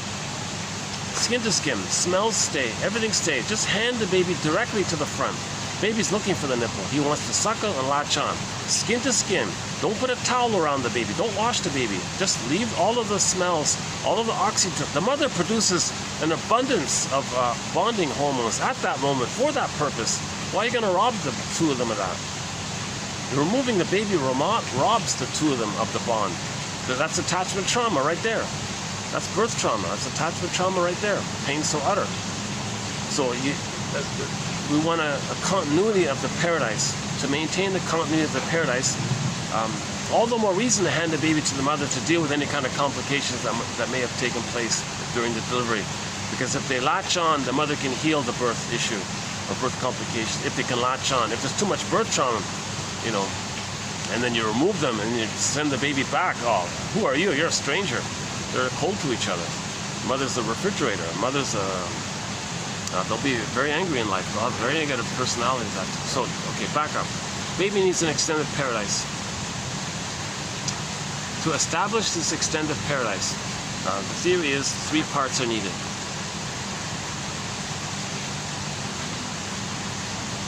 4 parts. 4 parts. You leave the cord in the placenta. People complain the cord looks messy. Seriously, big deal, just put a bed sheet over the cord.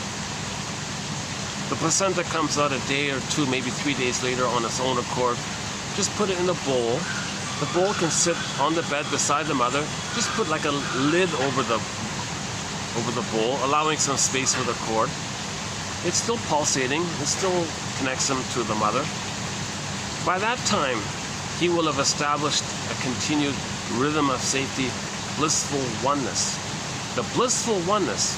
So no disruption in the blissful oneness, so keep the cord to keep the placenta. no disruption, and don't remove the cord in the placenta. Don't weigh the baby. Don't put the baby on a scale. Don't put him in another room. Don't take him away.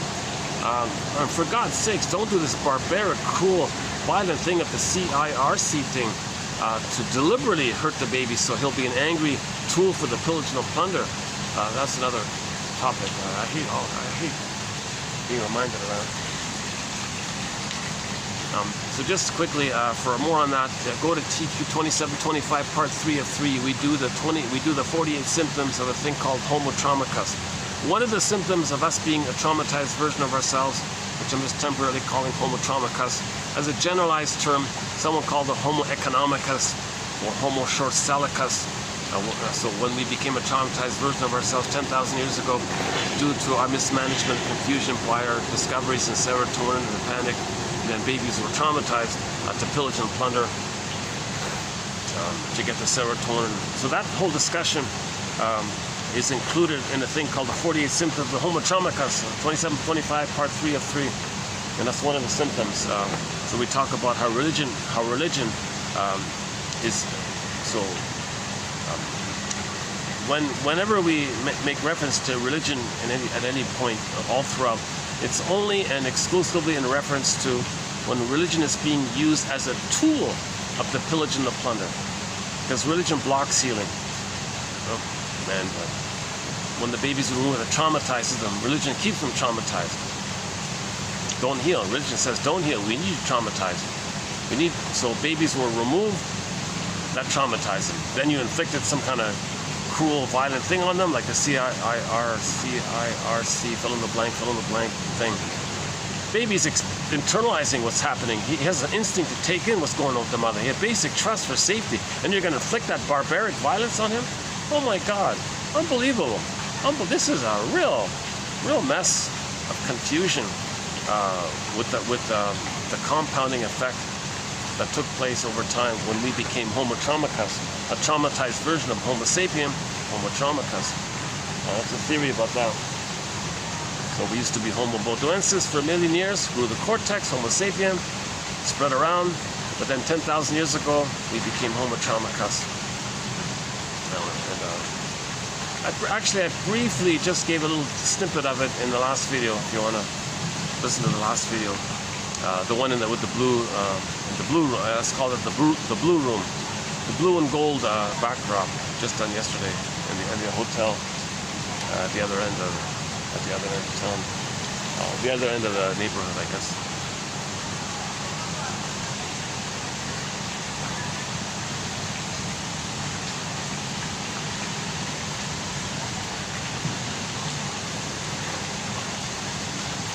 Yeah, part of the reason I'm a little not fully calm today, I don't have my guava juice today. So what spinach was for Popeye, guava juice is for me, kind of thing. It calms me down a little bit. So they were sold out of the guava juice. And I bought this other stuff. Oh, Jesus Christ. So I'm kind of, it's been a huge boost to have the guava juice. It calms me down a little bit. The coffee, I've got to buy something to do the video here. I'm not really a caffeine drinker, but the caffeine does give me a little extra boost. But it's the guava that I need. If I just have guava juice, I'm good. I'm calmer, I'm smooth, my delivery is smoother.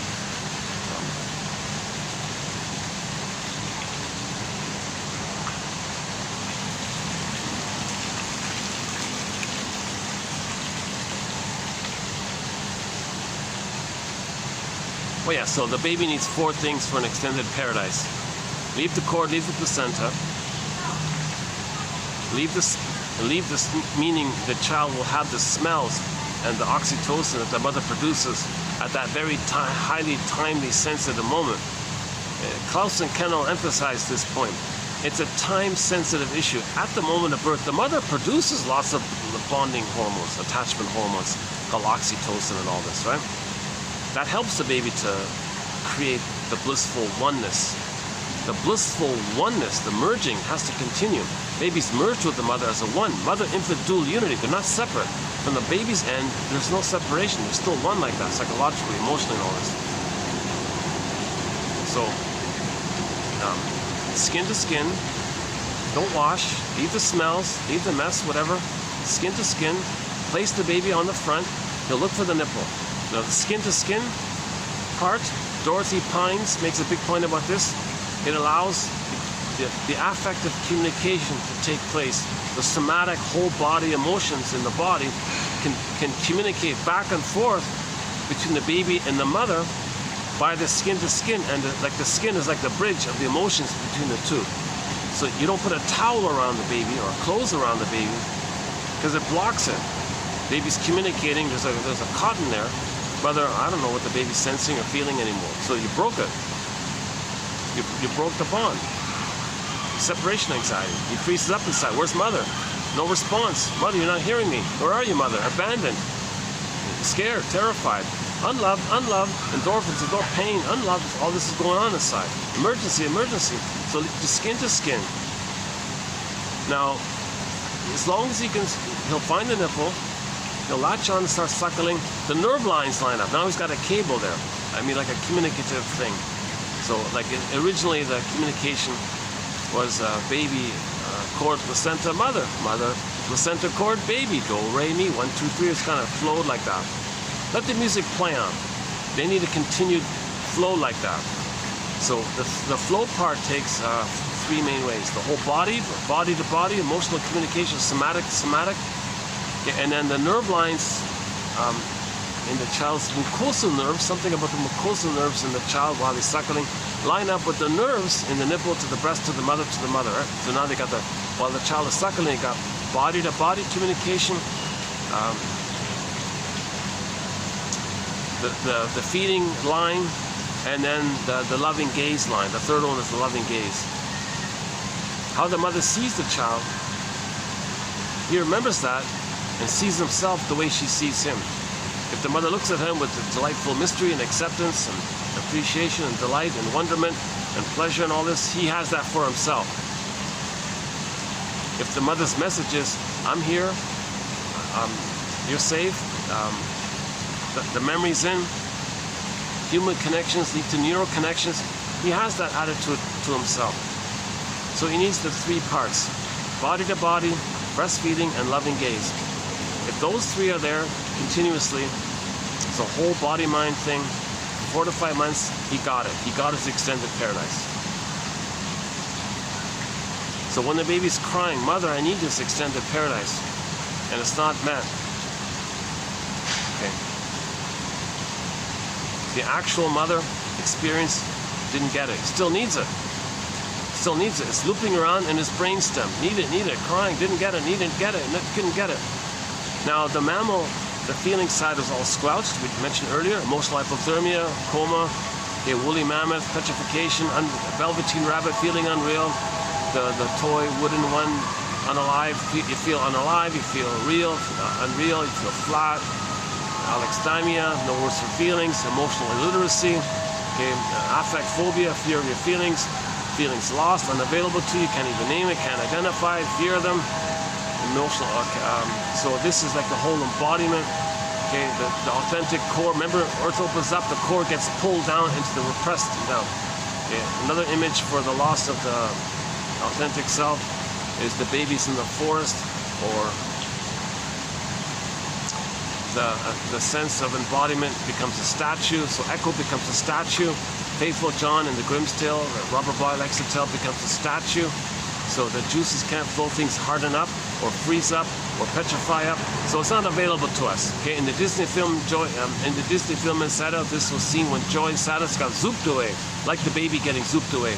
And what was left of the console was the brainstem response, the stress response, fear, anger. Disgust was mainly about distaste and smell.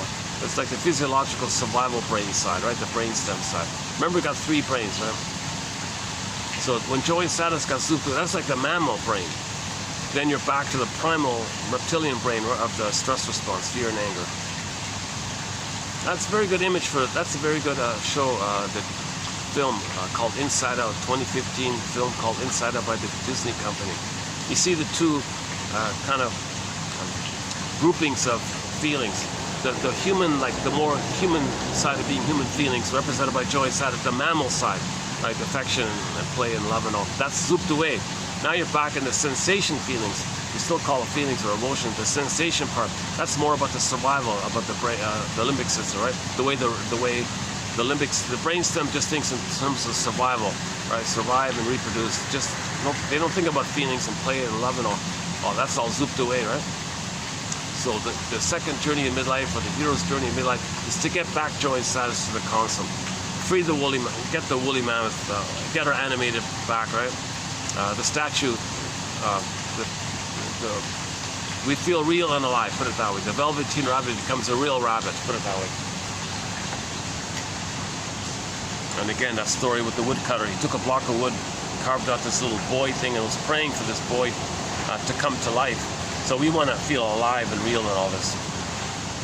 But meanwhile, the memory is burned in the brainstem. It's looping around. Timeless, infinite, no time, infinite. And the experience, the prototype is there. The prototype trauma, the prototype response. It's blurred in. It's a prototypic cycle. It makes us dysfunctional because in the present, some minor stresses can trigger that old response, and we're back emotionally in the past using that old response to some minor stresses, triggering the major stress. And when the major stress is triggered, it's together with the original primal response. That makes it dysfunctional. So for example, one baby was traumatized in the uterus. He had to constrict his bronchioles in the canal. He couldn't breathe, kind of thing. That was a memory, that's an imprint. Stress, constrict his bronchioles. Later on, the child was worried about his parents. He thought that his parents might get divorced or something. That was a huge stress for him. He had an asthma attack. So he's responding as if he's back in the past. That's considered neurosis because in the past, yes, he had to do that. In the present, why is he acting like that? What if he doesn't have his puffer? It's dangerous to use that past response in the present because the present isn't the past. But that past brain part doesn't understand time, doesn't care about time. When something triggers that past, you're using the past response. So in the present, the child was stressed, felt stressed, he had an asthma attack. So the prototype was in the canal, birth canal, he had to constrict his bronchioles. So this is sort of one of Janoff's updates to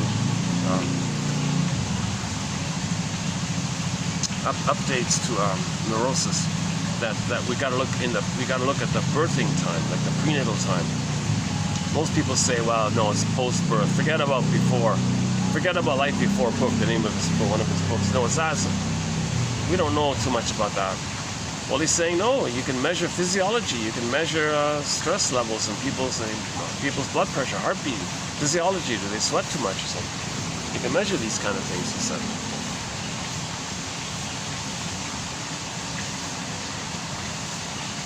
So, okay, just back up again, review once again. New situation. He's going to repeat that cry for love. Everything's love or a cry for love.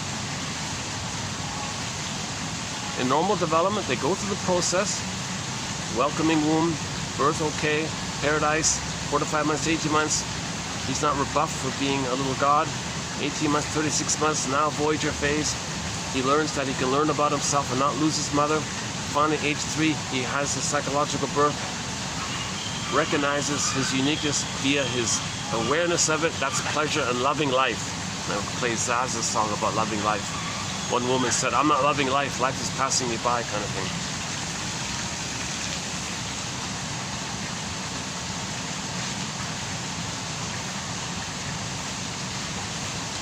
Let me just take a little 10-second break here. Hold on a second.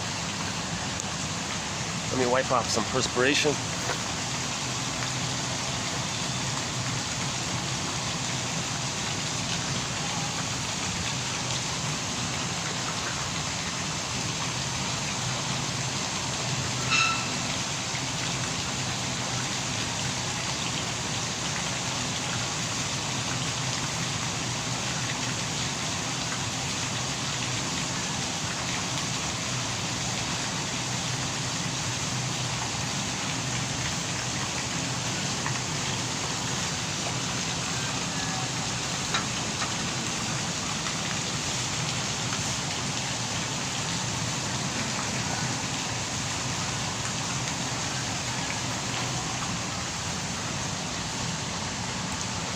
I'm not going to review it here, but there are different personality patterns within that range of trauma before 18 months called the stinger personality patterns.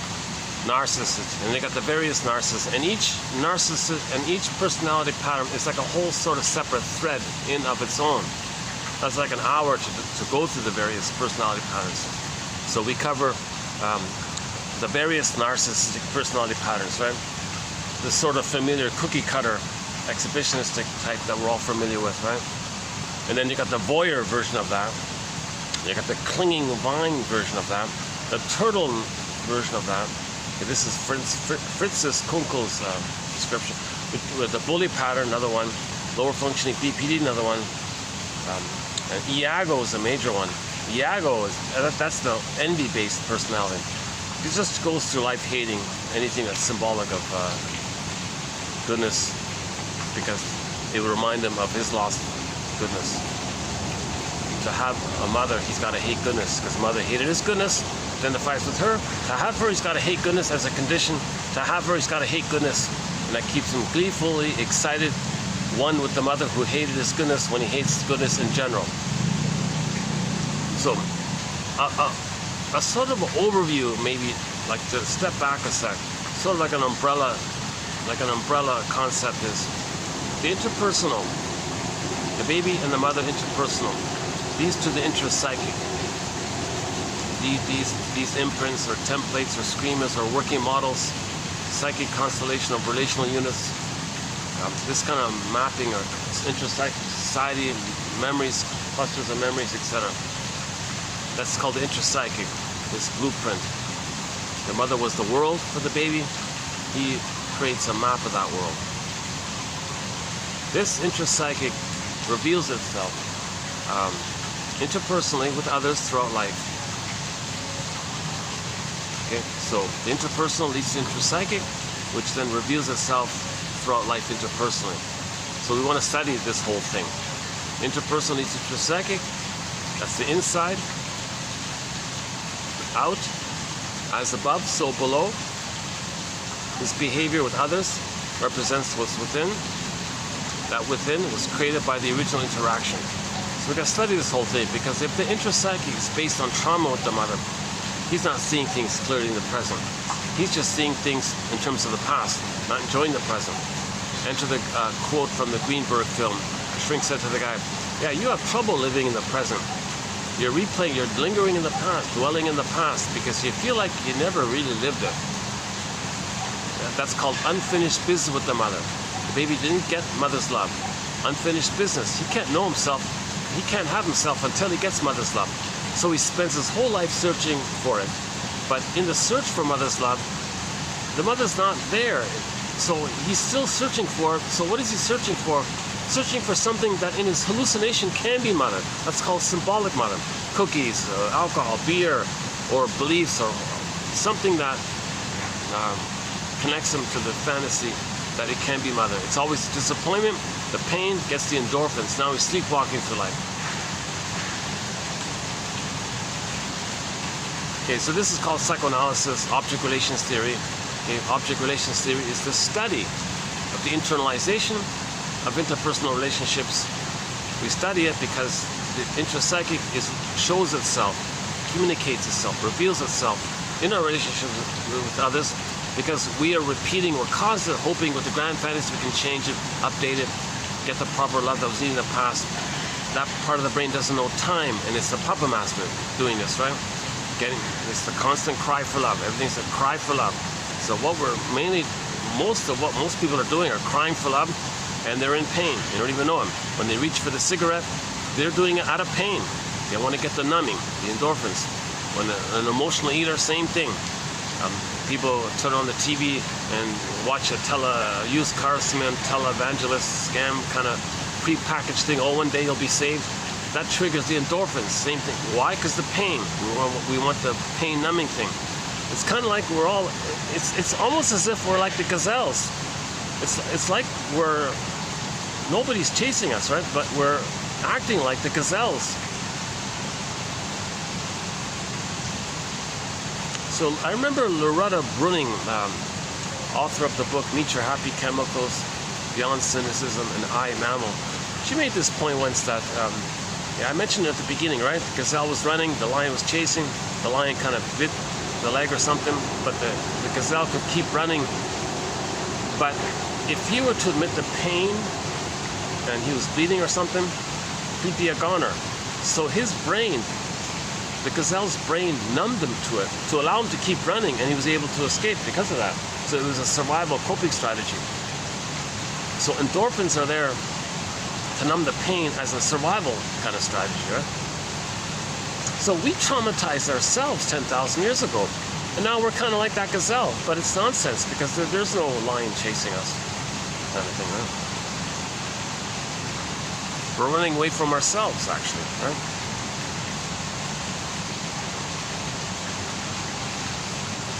We're running away from the memory of our own pain. We're running away from the memory of our own pain. We're running away from a memory. See, we got to stop and accept the memory. That's the turnaround with you. The healing, that's called the hero's journey, the second journey.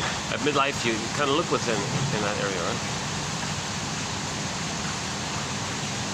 Okay, so let's back up a sec. I'm not going to go through the different personality. The single personality pattern, there's a wealth of material there. They do a lot of scapegoating, the double think, the trans logic, the archaic beliefs, the psychotic beliefs they have, my greed or your greed, these simplistic kind of either or mentality.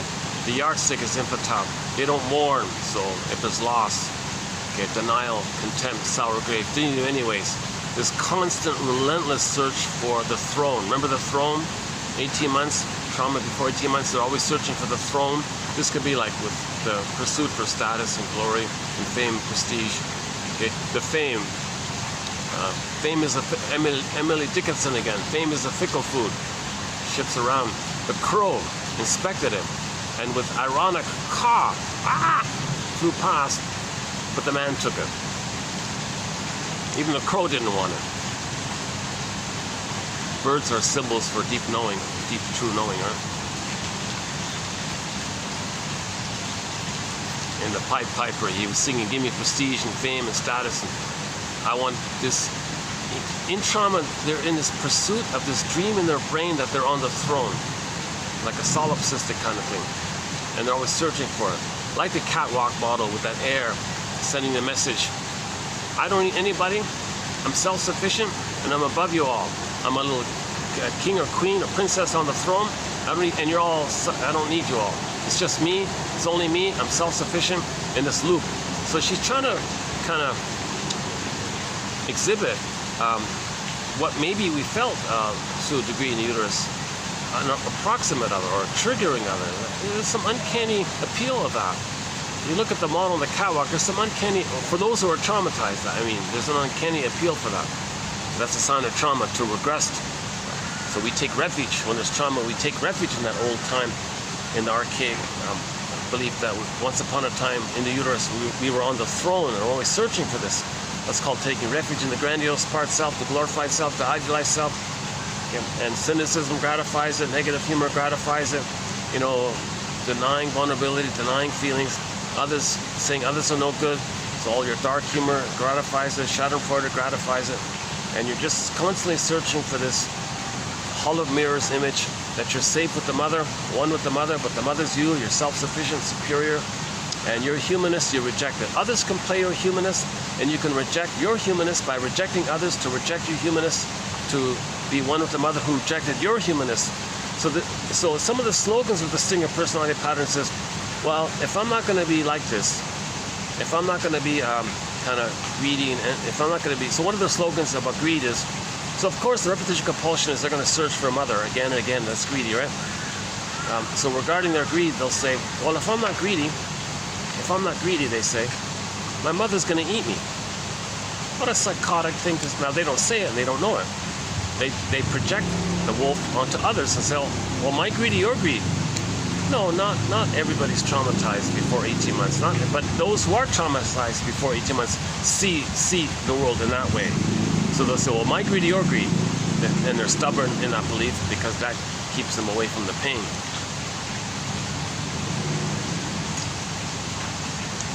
Okay, the double think is very pronounced in distinctive personality patterns. So for example, the bully pattern. Mother hurt him, he identifies with her, replays the record. Okay, so he shames others to replay how the mother shamed him. Hocus pocus, auto-hypnosis, double focus, like the fusion, things are all this flipping around. Okay, remember, this is primary process thinking. This early brain time is called primary process world. It's a different world. Alice in Wonderland, the cat said, it's mad in there. Even Alice at the beginning of the film, I want to go to a place where up is down and left is right. That's trauma in that early part of the brain world, the survival brain world, right? So hocus pocus, double focus, auto-hypnosis. The person you just shamed in the present, who said it was no good, you mean himself. And he plays the mother who said that to him. And he imitates the mother who shames him, replays the record to shame himself, too painful to feel the replay of mother shaming him, so finds others to represent him, shames them, meaning he's loyal to the mother, playing the mother who's shaming himself. So he's still shaming himself, but tricks him to not feel that he's shaming himself when he shames others. Then he says, wait a minute, I kind of feel badly now. He's reminded on some level if father mother hurt him. Hocus pocus. Okay? The one you just hurt in the present, he'll say is the shaming mother who hurt him back in the nursery. Now he's the victim of the person he just hurt and says the person in the present is the bad mother from the past, and he flips it all around like that. So remember, the baby felt the shamed self and the mother was the shamer. Okay? The others, he can simultaneously say, oh, you're no good and you're the dangerous one. He's talking about the dream world, like he's talking about the images in his mind that's created. Remember, the baby has pictorial thinking. It's pre-verbal thinking. It's imaginal thinking. It's all imaged like that, right? Things are exaggerated. It's morphed. Again, myths and fairy tales describe this world. Yeah, again, the cat said it's mad in there. It's not. There's no time in there. Think morph and flipping. No place. There's no. You don't apply like reasonable logic to that kind of thing because of the pain. That's why things are flipping around and going up and down and all this. There's all this flames. So all this rhetoric of propaganda, logical fallacies, and duplicity and tricks and lies, deception, all this stuff is just dodging the pain. You're just constantly dodging your own pain kind of thing. Because you're coming from that kind of trauma place, right? Wanting others to express as proxy, to express your feelings so you don't know that you're feeling within. Again, it's called projective identification. That's part of that as well. Okay, there's a whole, and so on. We can go on. In previous videos, I spent a fair bit of time on distinctive personality patterns. So let's just maybe, for the time being, pause it here and let me first do a quick zip through for the past 10 videos, and then so in hour 2. So for hour 3, I'll do a review, and hour 4. No, hour. I spent 2 hours on this. Let's do hour 3 in hour 4. Oh, we're doing 4, yeah, right. And then I'll do in hour 4. We'll do 2755, part 11. So we'll get to part 11. We'll get to part 11 in an hour. So I wanna. It's also for myself. Another reason I'm kind of struggling. I need more time because I'm learning this. This is new material for me. This is new ground for me. This brain response to trauma. So some new jargon here. I want to be careful about it. So first of all, let's be clear. I'm not endorsing or suggesting his technique to regress like that. I don't understand it. I haven't done it. Truth is, most of me believes it doesn't work. It's a scam. I think maybe it is a scam. Although parts of me think it is maybe possible. If you feel really safe with somebody and you really know what's going on and you really feel safe, you have a lot of self-knowledge and you really feel safe, maybe you can do that deep grieving that's necessary. It's similar to the therapy process when you feel safe with somebody and you talk about your past and you kind of grieve some things. And he says, well, you got to grieve the primal stuff. Yes, you can get there. You can grieve some childhood issues. Mother did this and it was sad. That's a huge relief, but the deeper imprint is still there. You've got to kind of go back to that brainstem area. So he thinks you ultimately need to go back there. And maybe some people in therapy are able to go back there. Janov says, well, no, if the room is lit and you're on the couch, you're going to be afraid to kind of let your physiological response to that. That's why the room's got a soundproof, darkened room, and you might, he says some people were kind of like their whole, like an epileptic kind of, not epilepsy, but like they had like a body discharge of some kind. He said the guy was making dolphin motions on the fish, like salamander motions on the floor like that. Like the swan twirling his neck around a minute ago. So I don't know about that. It's a huge question mark. So I'm not really endorsing that or thinking about that too much. But he does give us a focus on prenatal trauma. He does give his little old wine and new bottle approach to repetition compulsion by emphasizing that we're searching for symbolic mother in the past. That's fine. He's still talking about repetition compulsion. You know, that's one little question mark about him. He takes repetition compulsion, repackages it, and says, well, you're searching for symbolic mother. Okay, well, we know that. That's repetition compulsion. He never talks about repetition compulsion. He says, oh, Freud's, forget that, it's too old, forget about that. I know the answer. There's a little bit of a narcissistic side to him, I notice. You can sometimes feel that about him. He wants to be, I know it all the therapy, you're all wrong, I'm right. There's a little bit of that quality to him, to tell you the truth. So I'm not really a fan per se. And now, knowing what I know about him now, I wouldn't go to him. If prior to yesterday, I was thinking, geez, you know, I'd consider it. But now I read something about him that put a huge question mark on it. Okay, yeah, now things are clicking in. Yeah, I don't think I would feel safe with that guy. I don't know why.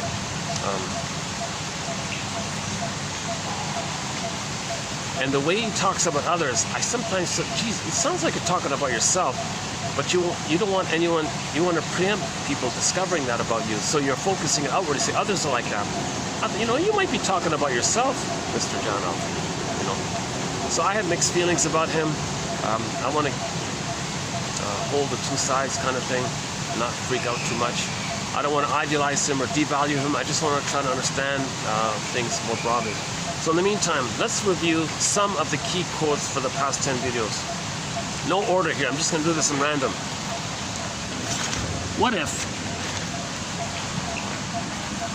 Let's just try it this way. How's this?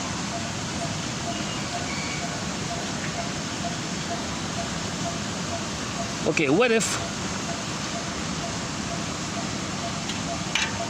Okay, this is in no order here. What if we have pain that no one is aware of, not even ourselves?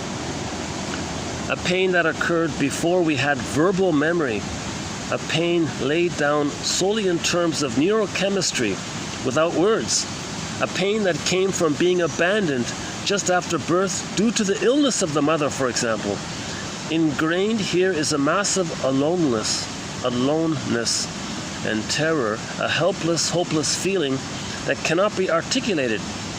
If we now take painkillers, we may be known as an addict because we are trying to numb a pain that no one can recognize, and paradoxically, it is those pains, those pre-verbal pains, that are most severe and likely to cause addiction. So in other words, anybody who drinks and eats cookies too much, or worse, or more substances, it's coming from prenatal, pre-verbal pain. Yeah, a lot of people with birth trauma, they're experiencing PTSD. So what we're trying to do in the end is a thing called integration. Okay, what Gerald Elderman and Guelio Tononi point out in their book, A Universe of Consciousness, is that integration means that suddenly, quote, many parts of our brain are privy to information that was previously confined to some specialized subsystem. So the three brains can talk to each other. The three brains have a line. Like the middle brain's involved. The feelings, oh, sensations. I can feel the sensations. Cognition, oh, I can put words to it. Feeling sensations, like there's like a line there.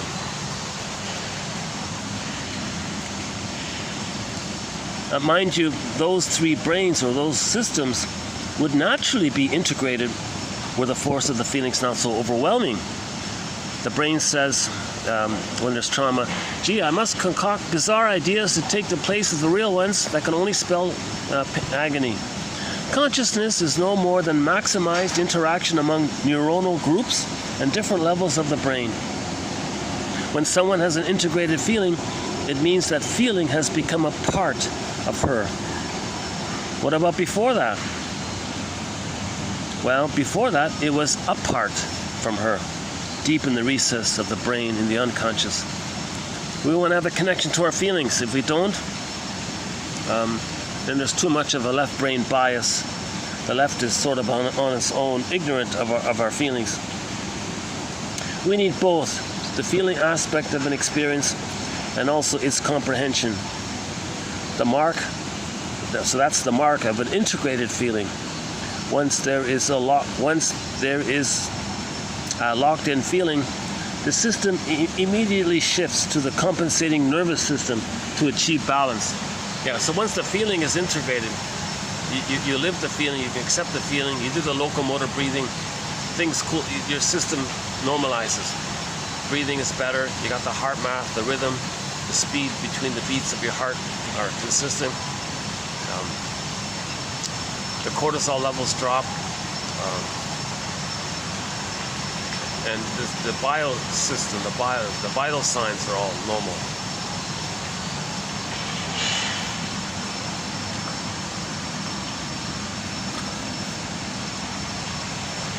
And again, you're going to hear a few quotes about beliefs.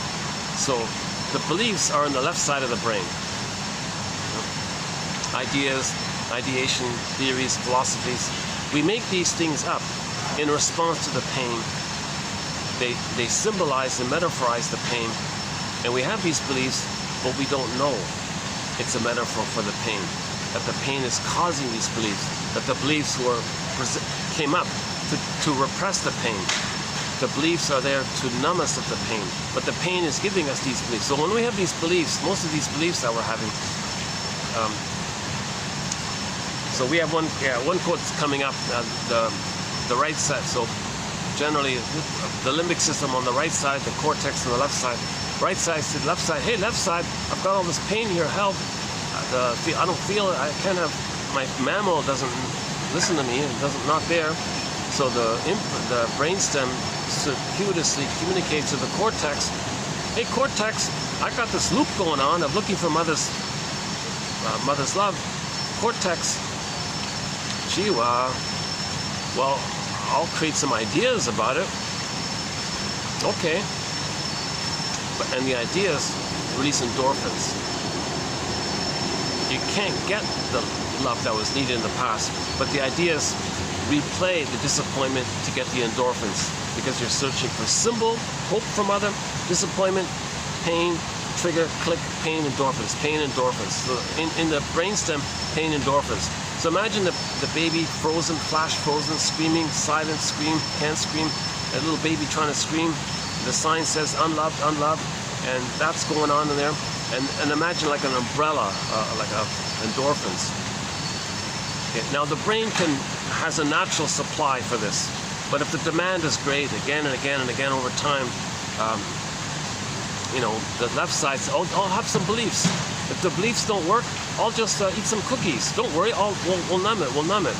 Pain, numb, pain, numb. So that's the. So you're going to hear some of this stuff about the beliefs.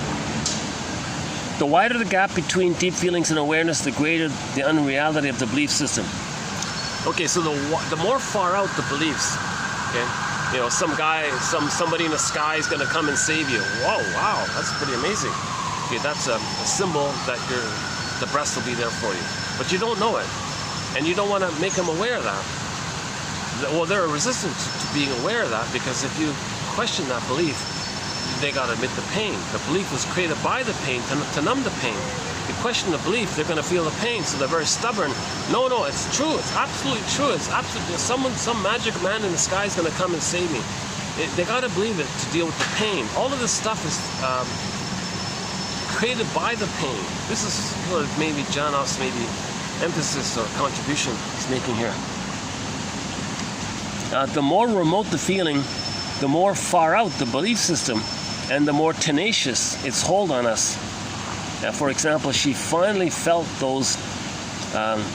She finally felt what those aliens really were. They were her alienated feelings from how trauma is an alien thing. Okay, next one. The more painkillers a woman takes during labor, the more likely her child will be to abuse alcohol later on. Yeah, so maybe somebody can do that. Maybe someone who is dependent on a symbolic spirit, like spirits, like alcoholic spirits, as a metaphor for maternal spirit. Hey, mother, I seem to be searching for your maternal spirit symbolically. Da, da, da, da, da, da. Well, there's the SWAT team, huh? Yeah, okay. You know, remember the opening scene, the theme song for that show? They were doing the window washer thing, right?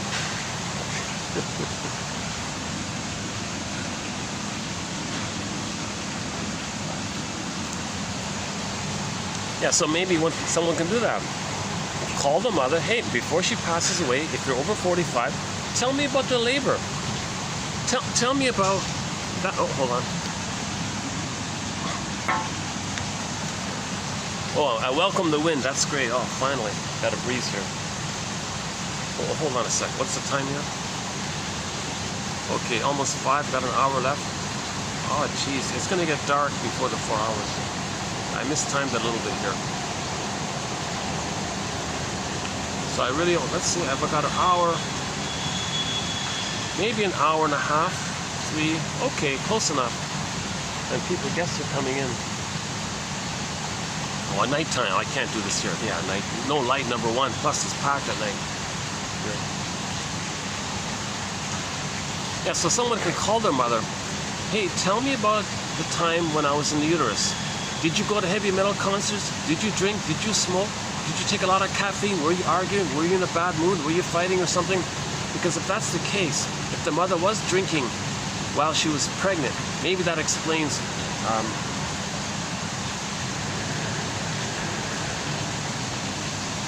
oh, mother, did you take a lot of aspirin or painkillers while you were pregnant?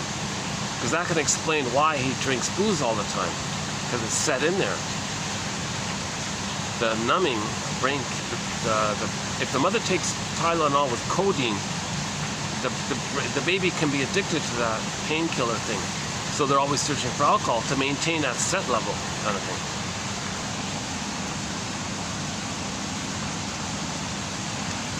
We know from animal experiments that those deprived of touch and love right after birth tend to consume alcohol later on when offered. Those loved animals, the animals who were loved refused it. Because these monkeys were deprived of love early on, they later felt the need to comfort their pain and did so with alcohol. Boy, I said a quick little thing here.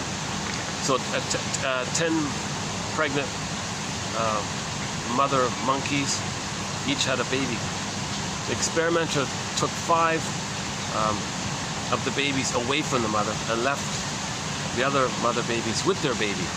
So in other words, 5 baby monkeys got their mother and they were loved, everything was okay. The other 5 were removed and they were all upset, stressed out. Where's mommy?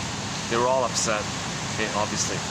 So a little while later, the 10 monkeys were put into a room and they were all offered booze. Okay.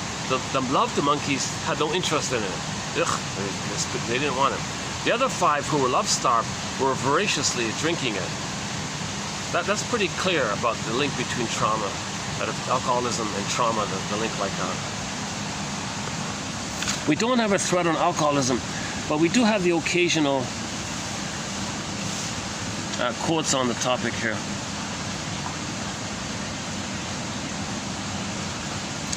Pessimism is not just an attitude. It is a physiologic state that churns out attitudes. So don't just think that if somebody's cynical, it's something to do with his thinking. That pessimism and cynicism is just some kind of thought process. No. in his brainstem is pain. Imagine a pain, a little cartoon man called Mr. Pain, with a cranking machine.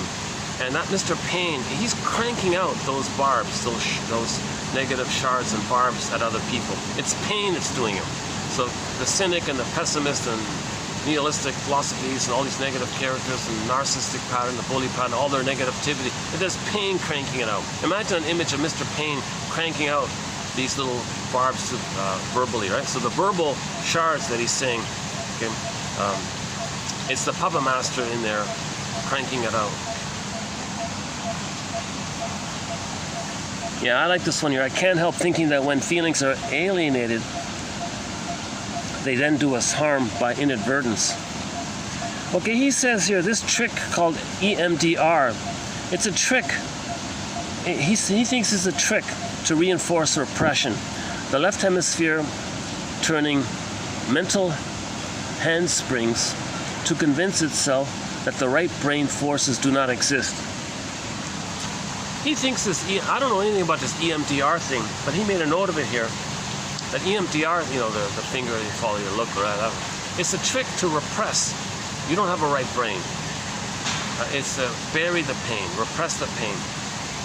It's never good to increase the gap between or split the brain. It's never good to do that. You want to integrate, not do the reverse.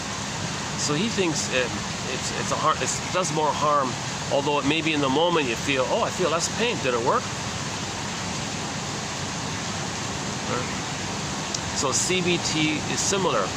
Create some kind of ideas to not be aware that they're metaphors for the pain. And if you're not aware, then the pain is kept away from your awareness. EMDR is like a trick in that area. Oh, the one about shoplifting, yeah, there was, yeah, okay, shoplifting. We don't have a thread on this, but we have 2 quotes on it. This is the second one on it. Shoplifting. She has always had to work hard for love and approval from parents, and now wants something for nothing. Love me no matter what. Don't make me fight for every scrap of love. And she didn't even care about the risks.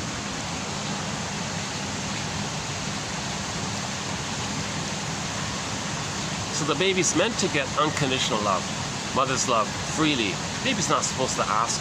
It's a natural given. It's a natural thing that the mother's going to meet the baby's needs. The baby's in a state of pre-verbal.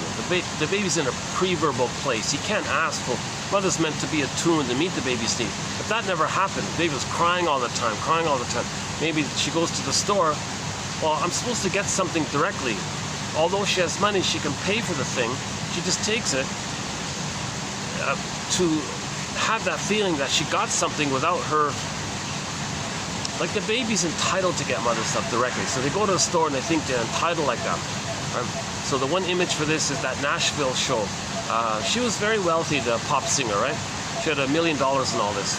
But she had a hobby of going to the store, going to the feminine counter of the cosmetics and lipstick, and, you know, because it was, it's meant to be like a mother-daughter thing. The mother teaches the daughter how to put makeup on, and the creams and all this, whatever it is. It's a kind of like a touching kind of thing. That woman never had that. So she wanted that mother experience and associated it with the cosmetics. Miriam Woodman says if she took the lipstick, it would make she want a mother's kisses. And it's supposed to be freely. She's not supposed to pay for it. That's one theory about that. I'm not going to do all of them. I'm just going to randomly do a few here. Okay, feeling of defeat. To tackle a problem and then wants to give up right away. The feeling of defeat has happened when her mother received massive anesthesia at birth. So here's the prototype. The prototype was the child was in the womb. He felt like he wants to come out of the canal. Mother took an epidural, massive anesthesia, painkillers. It entered into the child's brain. He's trying to do his thing to come out. He's going to go to the next world. He's going to do his developmental thing. He's going to accomplish something. He's going to come out of the canal. He's got to do something. Whoosh. He's got all this. He's in his dreamland, flooded with the endorphins. Remember, the mother takes endorphins, it goes to the brain and it's set in there. So it can be triggered. So he can go through life with the generalized feeling of that and replay that. So he would, in other words, if he tried something in life, I give up, I don't know why, defeat, I can't do it. He tried to learn how to bake bread. He quickly gave up. Tried to learn how to do stained glass, another hobby, gave up. Another hobby, gave up. Tried to learn a language, gave up. He had this pattern of always giving up easily because he tried, he blanked out inside. Because the prototype was the baby was coming out of the canal, whoosh, the mother gave him endorphins, he blanked out.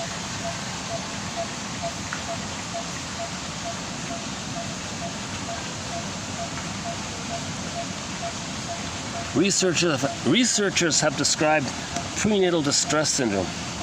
It is a battle to stay alive for the unborn child who is choking and suffocating against the smoke a mother inhales. And it's not possible for them to remain, quote, sane and in comfort when the mother is taking in alcohol, which changes the brain of the developing child. That's called prenatal distress syndrome. Long ago, they called it fetal distress syndrome.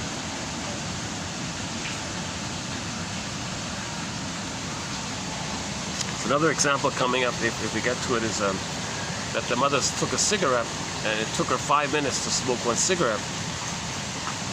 But for the baby, that translated into 5 minutes of hell. The mother taking one cigarette put the baby inside in 5 minutes of hell because they said the cigarette deprives the child of needed oxygen. The mother's oxygen, which would normally go to the baby, is needed to deal with the nicotine and tar and all this. Plus, the smoking constricts the vessels in the vein. The center vein in the cord sends down oxygen. That center vein constricts, thus not allowing enough oxygen to be sent to the baby. So number one, there's less oxygen overall. Plus, the tube, the vein that sends it down, is not wide enough to give enough oxygen to the baby. That's why mothers shouldn't smoke if they're pregnant.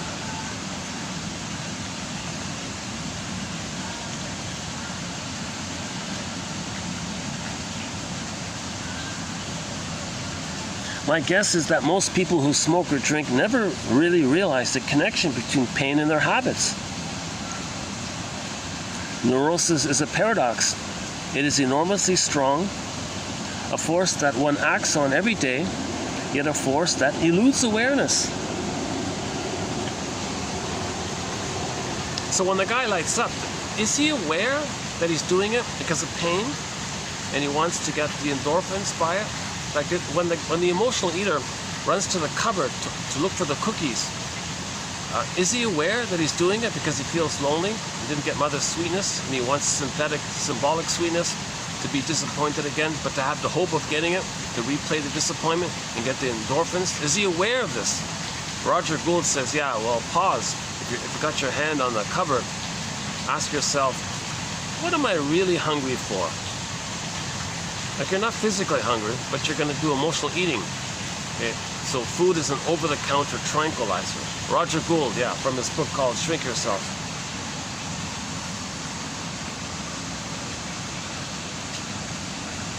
Beliefs as defenses. These beliefs have a dual role: to reflect previous experience and at the same time serve to mask it. Yeah, so your beliefs, so when beliefs are being used as a defense against pain. So these beliefs, most of our beliefs, okay, they reflect our pain of the past. At the same time, they help us mask or numb the pain of the past. A belief system is often where the pain goes.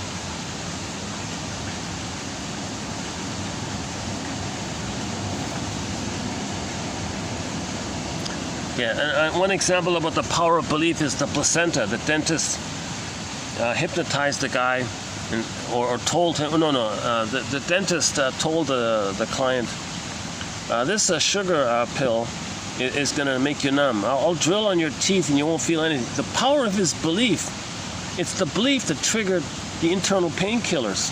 The pill didn't do it. You see, the idea or belief of the pill's power, the placebo, the idea or belief had provoked the secretion of internal painkillers exactly as though they were injected. That's a pretty vivid, clear example. If the dentist can say to the guy in the dental chair, "Oh yeah, take this sugar," he doesn't say it's sugar. "Yeah, take this, you won't feel anything." I believe he believes it. The belief triggered the endorphins. Exactly in the same way as if he literally gave him Tylenol or a painkiller or whatever it was. That's the power of belief.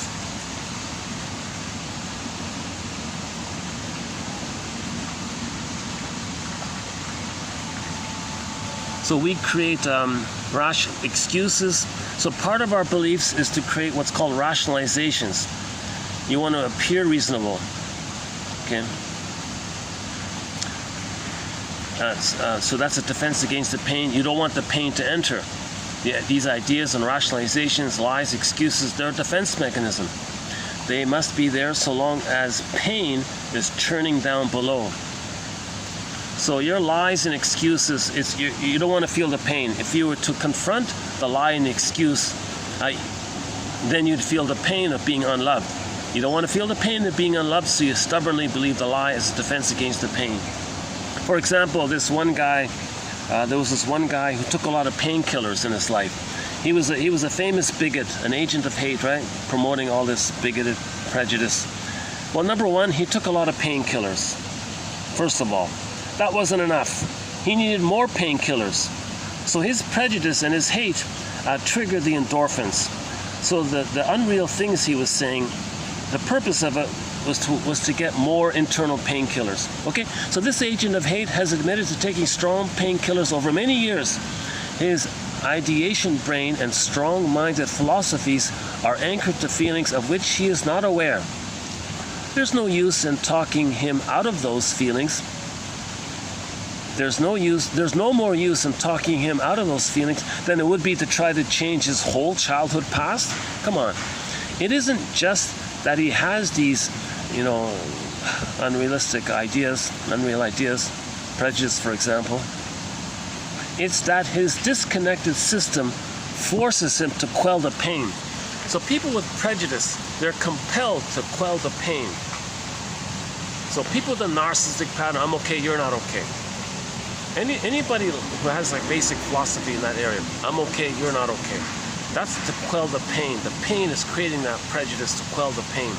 So you can't argue with them because it's going to bring up the pain. They want to quell the pain, so they're stubborn in their belief that they're special and above it, and they're humanists. Others can be no good, meaning they don't want to feel the pain of feeling no good.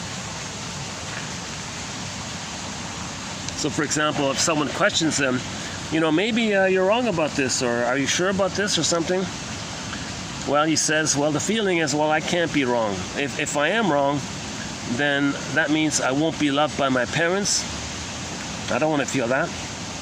Defending against the feelings on the right. That feeling of being unloved is already there. The trigger in the present lights it up and swirls the feelings again. One rationalizes because one cannot stand one more bit of criticism and the terrible feeling that it sets off. The left accommodates and does the defending without even knowing why. Oh yeah, okay, so you can't feel any more pain. So the adamant stubbornness of believing in prejudice, or it's the adamant stubborn, no, I cannot accept any more pain by the mother in my brain. I'm stubbornly in their prejudice because I can't take any more pain by the mother. That pain creates the prejudice.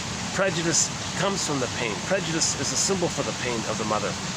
So anybody with prejudice, I'm okay, you're not okay, whatever form it takes, it's being created, it's churned out by the pain within.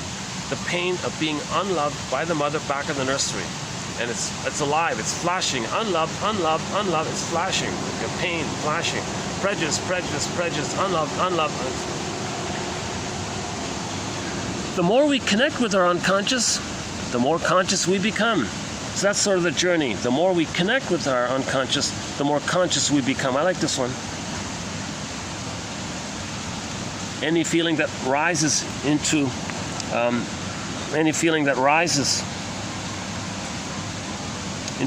awareness forms consciousness, which is about all parts of the brain working in fluid harmony.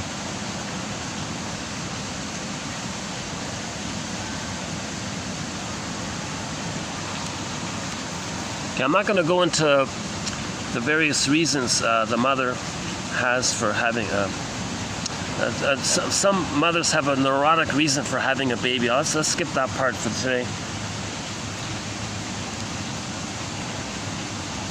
Yeah, here's a good one here from yesterday. How the left brain, the cortex, right, can take the memory, the primal memory. Mother, come on, love me. I feel so unloved. Mother, you didn't love me. I feel so unloved. Mother, come on, mother, love me. So what does the left brain do? The left brain twists it and says, oh, they don't like me. They've got something against me. Now, the they in his head really is the mother who didn't like him. It is so painful that it is generalized as they. So when someone says they don't like me or something, it means mother didn't like him. The pain is so great by the specific. It's specific, it's the mother. But it's so great, it just blurs, it just generalizes. So a lot of this they stuff, it's the mother.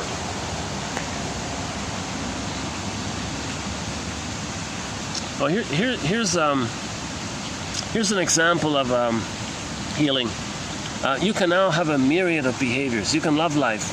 You no longer have to keep repeating the imprint symbolically infinitum. You no longer have to drink alcohol to feel the warmth that mother should have given you. Now, I don't know this, but he quoted some boozer who said, oh yeah, when I get drunk, I feel the warmth, kind of like my mother holding me, mother loving me and holding me, the warmth that a baby would feel with the warmth of his mother. This boozer said when he gets drunk or blasted, he feels that kind of warmth. I don't know, but I'm just quoting him. So the alcohol is a symbol for the, right? You no longer have to drink alcohol to feel the warmth that mother should have given you. It's symbolic. It doesn't work. You're disappointed. The jocose leads to morose, bellicose, and comatose. The hangovers, the comatose. Meaning resides in feeling. We live to the extent that we feel. Joy isn't out there. It's an inside job. Inside out. Joy is inside out. Emotional intelligence allows our feelings to guide us toward a sane, intelligent life, and not one filled with broken loves, compulsions, inability to relax, etc.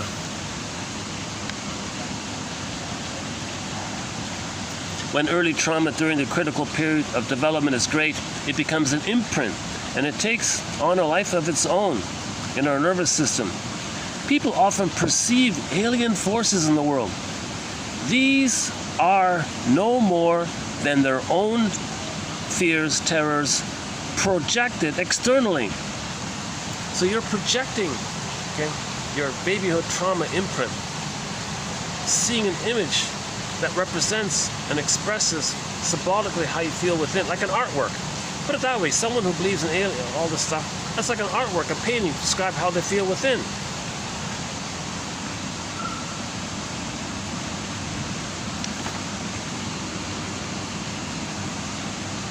The pain was too much to be felt. Ideas had rushed in to quell the pain. That is, they rushed in because of the pain.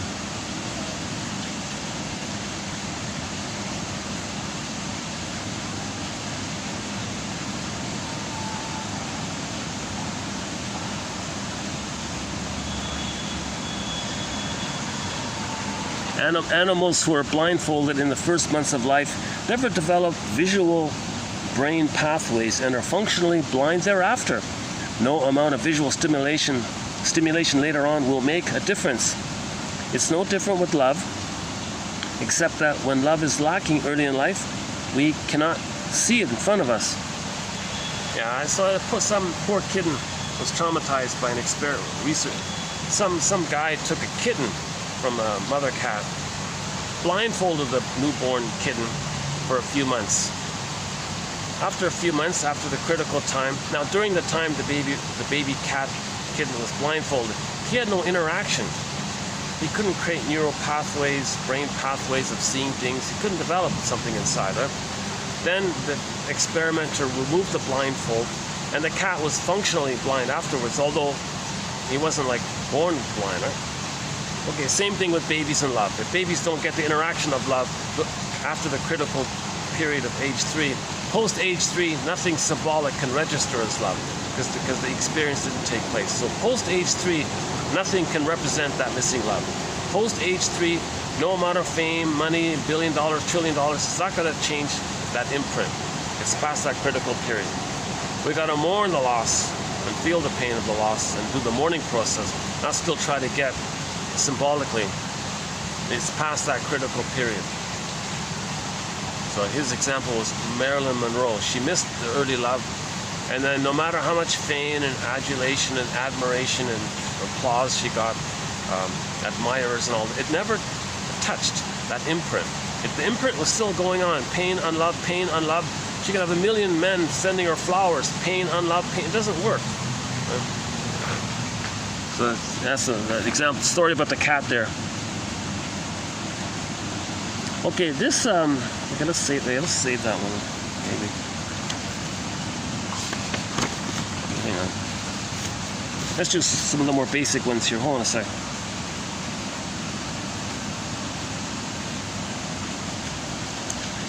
Pain makes just about everything shut down or constrict, including our perceptual apparatus. If the mother uses her son to satisfy old painful needs, she'll be unlikely to see beyond her need and see the pain she's inflicting on her baby. Yeah, this is a pretty graphic one. A mother had a son. Her need to be loved by her mother was so strong, she projected that need onto the son and said, son, you're going to be the mother that I needed back then in the nursery. Now, doing this, parentifying the child, it's easy. The mother has all this power to do it. She can brainwash the child to make the child respond to her, do what she says, do what she wants. Baby's trying to please her, baby's trying to save her, baby's trying to take care of it, so on. Her doing this, her need is so strong, she's got to see her son as an emotional reincarnation of a positive mother that she needed back then. Some others have a baby and say, at last, someone who will take care of me, respond to me, see me, do what I say, listen to me, respect me, follow me, be there for me, not let me feel alone, always be there with me, kind of thing. At last, I finally got the good mother. They parentify the child for this. Of course the child's going to feel immense pain by this. She won't see it. Because if she were to see it, she would have to admit the projection of her need. That projection is from the pain of her unneed met. Doesn't want to feel the pain, so she can't see the effects of her behavior on the child. So she had a photo, a family photo, and in the family photo, she was holding it up. Her son was in the photo, and she was showing an audience, hey, look at that son, that's my son, what an amazing, happy boy he is. Everybody in the audience just sunk, like, because the boy in the photo looked extremely in pain. One of the saddest pictures of a little boy you can imagine. She couldn't see it. She was oblivious to it. Her perception was oblivious. Everybody in the audience felt sad about this. Oh, he's such a happy boy. He's so wonderful. And praise the boy, what a good job he does taking care of her and being a good mother to her. She couldn't see the reality of the pain in that child. Because if she were to see the reality of the pain she's inflicting, then she's got to face her pain and her unmet need. Doesn't want to do it. That projection blinds her to the reality. Her perceptual apparatus is broken. She can't see the reality. All she sees is her need, that the child is the good mother for her. Now, in another quote, by the way, one child got tired of doing this, and when the mother was talking to her, giving her barking orders at him, he looked out the window for a second. She screamed, "Oh, you look at me when I'm talking to you." Can you believe it? That mother was feeling the rage that she originally had with her mother, transferred her mother, who didn't see her, onto the child for that moment, and reacted to the child.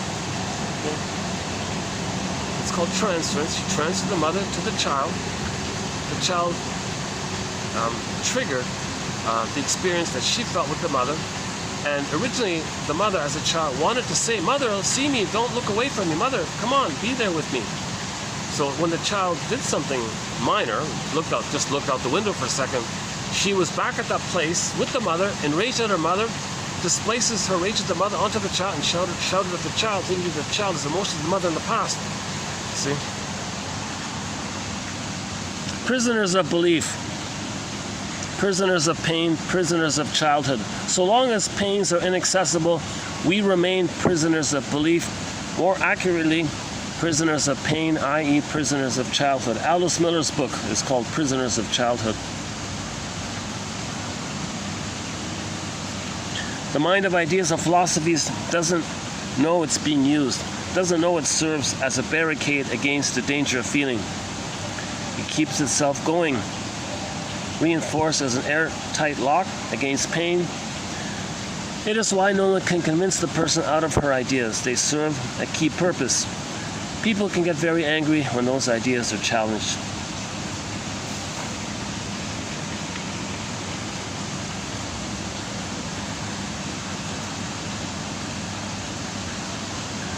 Okay, comfort foods aren't going to do anything but keep us unaware of reality.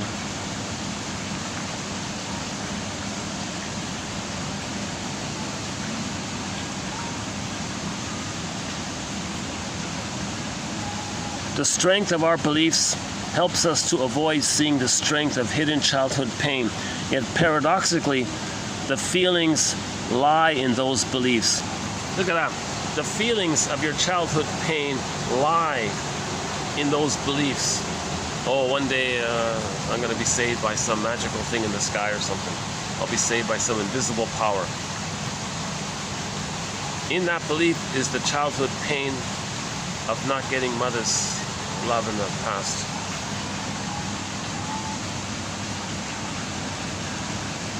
Feelings become converted into ideation. Then those ideas are defended because those ideas defend the individual. When we address defensive belief systems, we are really addressing feelings. Okay. The pain goes from the primitive processing mechanisms to cortical processes, forcing the person to seek symbolic fulfillment. Now, the pain goes from the brainstem to the cortex. The cortex responds by seeking symbolic fulfillment. It never works. When we give up this relentless false hope, the death of that is the birth of the real life. So the motif of the rebirth is there. Let's see, hang on.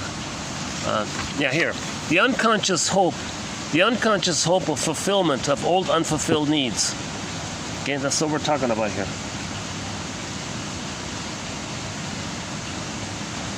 So the pain goes from the primitive process, the pain goes from the limbic system, the right side, to the left side, forcing the person or the left side to seek symbolic fulfillment.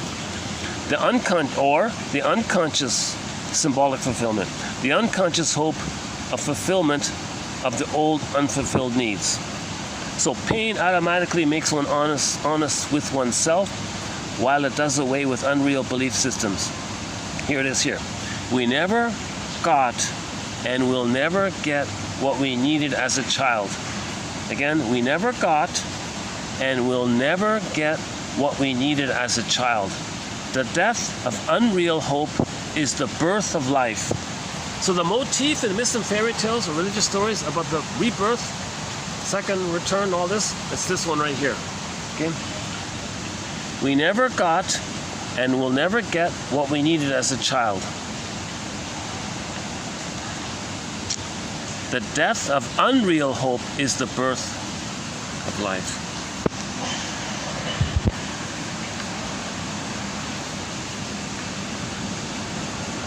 A loved child will have no need to believe in ideologies full of magic and hope. When childhood developmental needs go unmet, the foundation of a personality that will grasp at belief later in life is being built. Neurosis is what we do to keep ourselves feeling numb. Neurosis, or okay, I guess. Neurosis and its scaffolding of repression numbs the feeling. To finally experience the agony of one's imprinted pain is often the end of a long road through unreality back to the only true guide to life, one's feelings. Okay, so all this stuff about fame and fortune and prestige and status, that's not a hardwired need. It's symbolic stuff. Nearly all of us are prisoners of our prototype. Prisoners of childhood, prisoners of pain, prisoners of our prototype. Okay, prototype. What do we mean by prototype? Okay, hold on. Prototype. So the original trauma and the original response is this one here. Whenever a pain is engraved into the nervous system, the response to that pain is also stamped in. The pain and the response are a unity which becomes prototypic so that under any later stress, the original response pattern is automatically triggered. Or the initial birth experience may be prototypic of how the child will respond to stress later on. So here we have the notion of prototypic trauma and prototypic response, prototypic defense. It's engraved, it's stamped in, it's a unity. Later on, stress triggers the thing.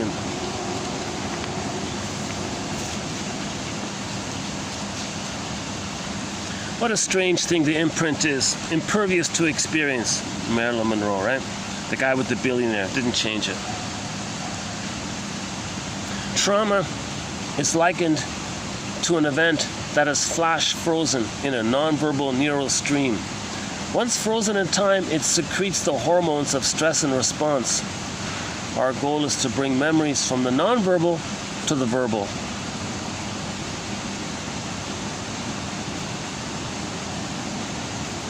We feel before we have ideas. Okay, so the evolutionary thing with the brain. First the brain stem, the salamander brain, the reptile brain, okay, the survival brain, right? Then the mammal, the feeling, then the cortex, like 3 steps like that, right? So the feelings, the sensations, feelings, ideas, right? So sensations, physiological, okay, heart, blood pressure, all this stuff. Physiological and the emotional, okay.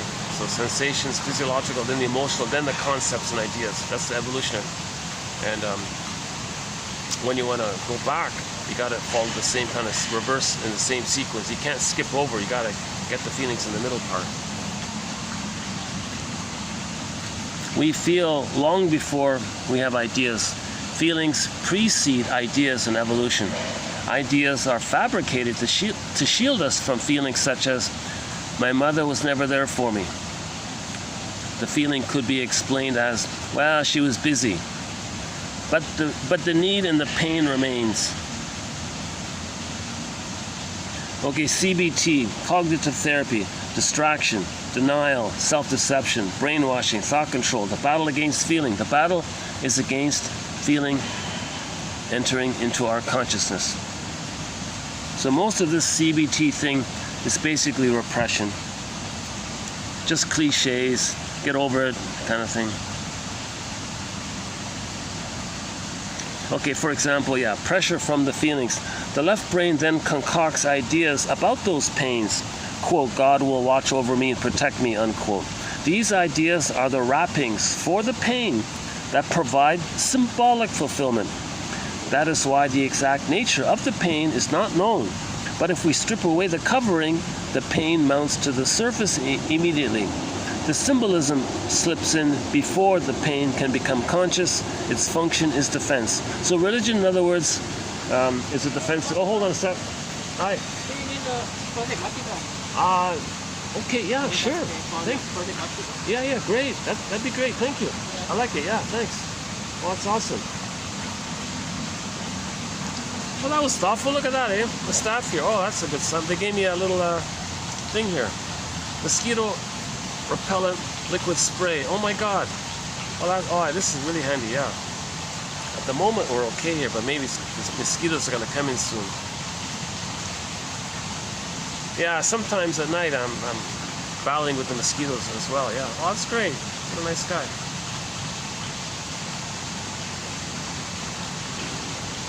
It'll last for 3 years. Expiry date 2020. It expires Oh, on my birthday, in the year 2026. Well, that's nice, eh? Well, I appreciate that. Well, that's a good sign, yeah. They've been nice to me. Nice place. This is a high-end kind of place. Nice stuff here. And they take very good care of all the animals here. The one lady, she really pampers the swans, yeah.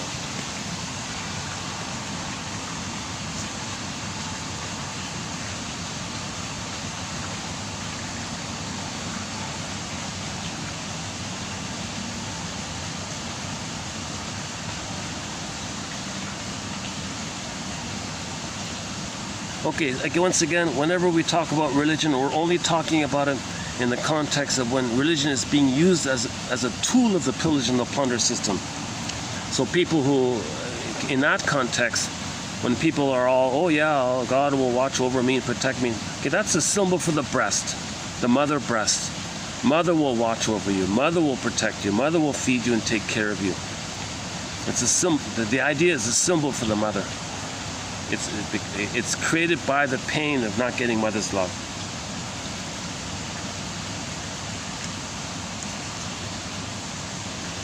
And the ideas can trigger the same kind of internal endorphins the way a cookie can. That's how someone can give up booze and find God, right? Feelings start to rise, and ideas take over. And ideas take over to set in motion our inner drug factory. If the addict is lectured about the alcoholism, activity in the amygdala goes down, while at the same time activity in the cortex goes up, responding to the words and beliefs of the lecturer. So ideas take over from feelings and aid in repression. It is the sine qua non that if one wants to give up addiction, one must adopt a set of beliefs that will form another addiction just as tenacious, which will boost internal painkillers. It is not that one is giving up booze for ideas.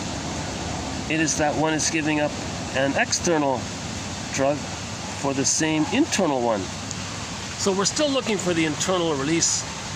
We're still looking for the internal release of endorphins, pain endorphins. Either we get it by the external substance, or we get it by the beliefs that has the result of giving us the internal.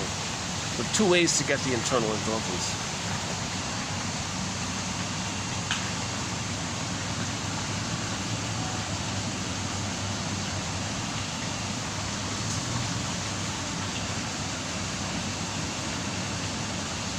As one novelist has put it, when you get on the wrong trail, every stop you make is the wrong one.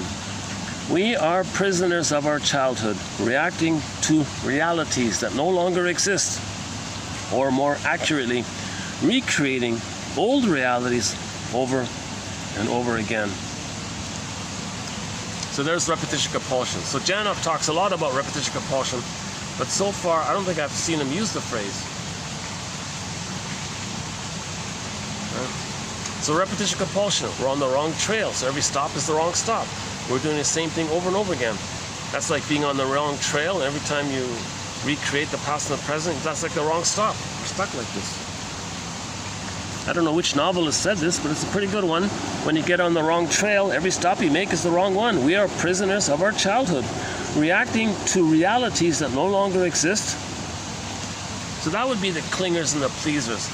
Right? Reacting to realities that no longer exist. People in the present are the shaming mother, and you're reacting like that, self-fulfilling prophecy, or more accurately, kind of creating it. So you induce them to reject you, or you induce them to feel what you don't know you're feeling, so you can be aware and distract yourself from feeling what you see being externalized.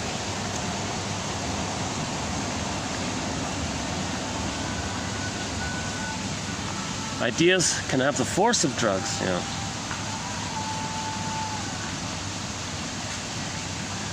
And when those ideas are challenged, the person is in a state of is in danger of a withdrawal symptom. Ideas are in fact chemical painkillers in the brain,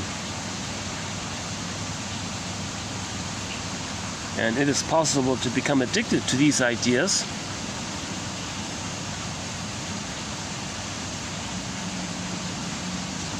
No one is going to let you take their fix away voluntarily. That is why it is urgent that we join with other like-minded souls. Now we understand why someone can give up alcohol and find quote-unquote God. Both have the same effect on the brain. Once the idea encompasses the fact that we are saved, that we don't have to pass away, that we live forever, that we live on in one fashion or another, that we are absolved of our sins, that we are not alone, etc., the idea will cause the secretion. It will cause the secretion of endorphins.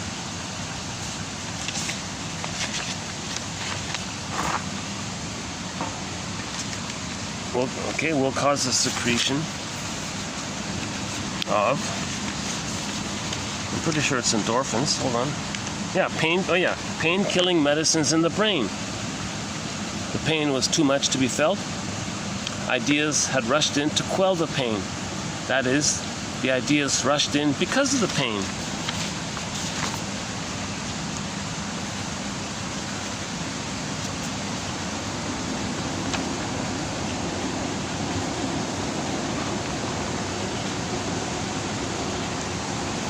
Okay, another example of the prototype was the baby felt overwhelmed in the uterus. She said all of her life she feels overwhelmed. Little things, if there were little expectations, little pressures. Husband said, come on darling, the bus is leaving soon. Oh, I feel overwhelmed, you go. That's the stress in the present, the minor thing in the present triggered the feeling of feeling overwhelmed in the past. Another woman said she felt stuck in the canal all the time. She generalized it. She feels stuck in her life all the time. One kid was kicking. One woman went to the heavy metal concert and the baby was scared by the loud noises and was kicking. And he was trying to escape or something. He was kicking in fear and all this anger and fear. He accidentally twisted the cord around him and he was kicking again and again. And now he was suffocating. He was in a great panic. Mother said, hey everybody, feel inside. Little Junior is going to be a soccer star. Okay. That mother is disconnected from her child, disconnected from her body. She's soul blind to herself and the baby. The baby got to a place where he froze up. He said, wait a minute, if I make one more kick here, I might not make it. So don't make a move. That was his idea, right? The baby had that prototype, don't make a move in the cord, because the cord was too tight. He couldn't make a move. Every time, all through life, when he felt any kind of pressure, he said, oh, don't make a move. He's in an unhappy relationship. Don't make a move.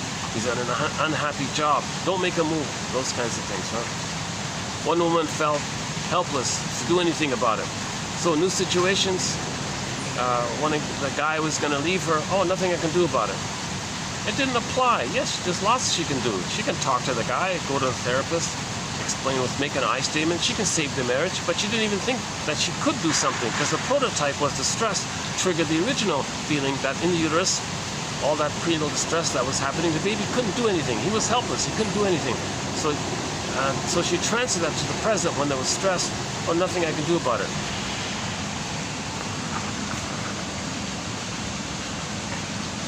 The right side of the brain tells the left side very quietly, hey, come on, left side. I can't take this pain anymore. The left side says, okay, I'll protect you. What I'll do is I'll have a flurry of ideas so that we can bury it, repress it. The left side ideation symbolizes what lies in the right side. Okay, here we go, right? The left side ideation symbolizes what lies in the right side of the brain. Now try to talk the person out of their philosophy. The left side creates ideas that reflect, however obtuse, the feelings on the right, even when the left side has no idea what is exactly on the right side. Ideas reflect feelings, in other words. Okay, more about the ideas. The essence of neurosis seems to be to concoct rationales for one's behavior, which is driven by unrecognized forces. That is why one cannot penetrate elaborate rationales and explanations for another's behavior. Quote, why should I give up drinking? Makes me feel so comfortable and warm and cozy, said one acquaintance. He had no recognition of the constant tension he suffered. Where repressed pain exists, a scaffold of ideas is built around it. The brain is able to adopt a "don't bother me with facts" attitude. You cannot be open-minded when you have a heavy pain. When imprinted pain is so massive that the internal producers of blocking agents cannot secrete enough supplies to quell the pain, the person needs something external to tranquilize her. Comfort foods are sometimes summoned to do the trick, or a good belief system can do it. They add to our internal drug supply. The brain is a wonderful pharmacy dispensing the necessary drugs on demand. Now, who is doing the demanding? Our brain is. Our pain in the brain is doing it. Our pain orders and reorders whenever necessary until we are out of stock. When there are too many orders going on for too long, supplies get exhausted. Then we literally have to run to the nearby vending machine for help. Here we see why people with horrendous childhoods are candidates for addictions. Why? Because their natural painkillers are not up to the task, or they depend on the ideas to do it. So either the ideas, the hope of breast mother, and the disappointment, okay, and the pain, relieving the pain of the disappointment. The hope is the serotonin, disappointment, pain, endorphins. Or you eat the cookie. Now the brain can do it naturally on its own for a while, but when the pain has these orders, the brain supplies. What if the brain runs out of supply? Then the person runs to the local. I heard a news item that they're going to create vending machines that sells over-the-counter like aspirin and all this in the vending machine.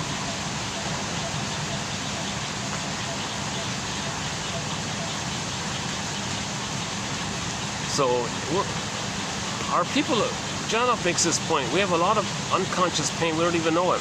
It's just we're numbed over it all the time, and we're just searching for the numbing all the time.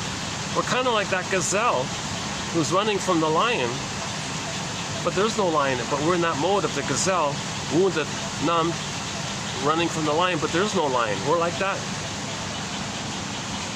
So we eat cookies to maintain that.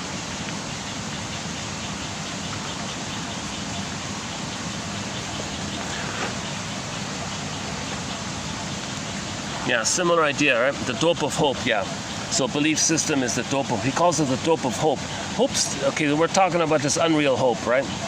Meaning something symbolic in the present can be mother's love in the past. He means that kind of hope, this relentless, unreal hope. This kind of hope stimulates the production of serotonin and endorphins, natural opiates manufactured precisely in those areas where pain and feelings are processed. It is then possible to become addicted to these beliefs, i.e. hope, not only psychologically but physiologically, the dope of hope. He does something, okay, so one used car salesman. This charlatan does something that's crucial to these cult-like things. So these self-help scam cults and religious cults, etc. What he does is he tells people about some coming disaster. For those already imprinted with the disaster from their childhood, it resonates with their deepest fears from the inside. A disaster memory, a wreckage memory, now projected and focused externally. Belief is the result of the cortex dealing with underlying imprinted pain, while intellect deals with the external world. Yeah, so the baby has some kind of, the wreckage was within. So if some charlatan says, oh, there's going to be a wreckage outwardly, that's a symbol to talk about the wreckage was within, to keep you aware of the pain that the wreckage was within. He's not helping you. The scam, or the religious scam guy, he's not helping you when he says some outer wreckage, images of some disaster like that. He's not helping you. He's meant to tell you that's a symbol, the wreckage within. He doesn't want to do that. Ideas follow feelings rather than vice versa. The feeling sensation areas of the brain are enforced long before ideas. Moreover, the feelings militate upward and forward to create resonating ideas. Thoughts that, quote, rationalize the feelings. That is why we can take an idea and help the client follow it down to early feelings. So, quote, the guy might have the thought, the idea, oh, they don't like me. Like a judgment, right? They don't like me. Well, that becomes, okay, if you go back to the mammal, well, mother hated you. Now you say, okay, well, mother, please don't hate me. Please love me, mother. Please want me, mother. So the idea goes to the mammal, right? Cognitive therapy deals mainly with the results of feelings on the left brain when feelings on the right are importuning all the time. If a person's desperate need for his mother in the first months after birth is thwarted, he may forego any chance of love as an adult because he is still stuck in the needing mother mode.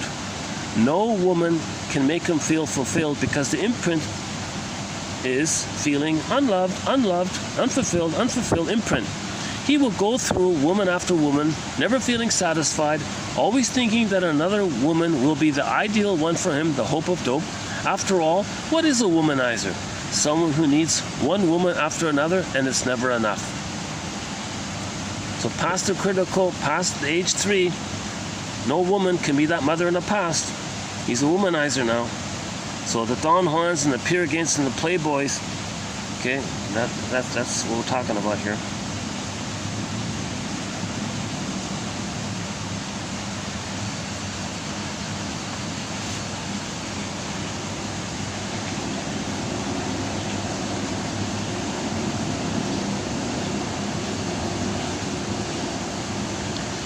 Once a person has been unloved over time by her parents early on, she always feels unloved somewhere in her system. This feeling is what most people are tranquilizing with overwork, cookies, alcohol, etc. Why do people drink even though they now have $1 billion? Well, it's about history. Love outside the critical period cannot make permanent changes in the neurobiological system. Now the person is addicted to substitute fulfillment. The client must eventually feel the lack of love she underwent in childhood. Okay, so searching for symbolic love keeps, quote, unloved from being felt. Once the suffering is felt, the trauma loses its force. If there were any way that an imprint can be erased, it would be in bringing the trauma up to the prefrontal area for integration. Yeah, so the baby sleeps with the mother. No cribs for the first 4 to 5 months. The baby sleeps on the mother for 4 to 5 months in the same bed. The father can sleep in a separate bed for the first 4 to 5 months. Breastfeeding,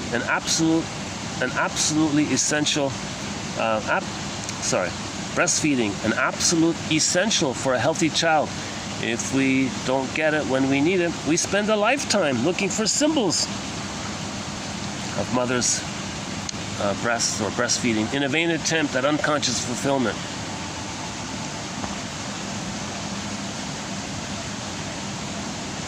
Feelings are us.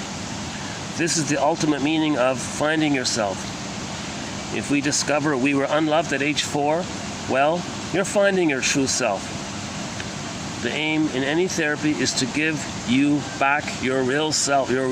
Again, the aim in any therapy is to give you back your real self. So one way the unconscious communicates to us, you wake up in the morning, have a dream, right? Write down in your notebook what you remember. Maybe one option is TTAQ, give the dream a title. The theme, identify the theme, the main affect, emotion, and the question maybe you think your unconscious self is asking you. TTAQ, title, theme, affect, question. And then say, it's like this in my soul today. And then say, what does this dream remind me of? And reassociate. Now you're trying to make the unconscious to conscious. The more we can connect with our unconscious, the more conscious we become. So this transition from making the unconscious to conscious, Hermes flies across. Hermes the messenger from the unconscious to your conscious, or a bird flies across.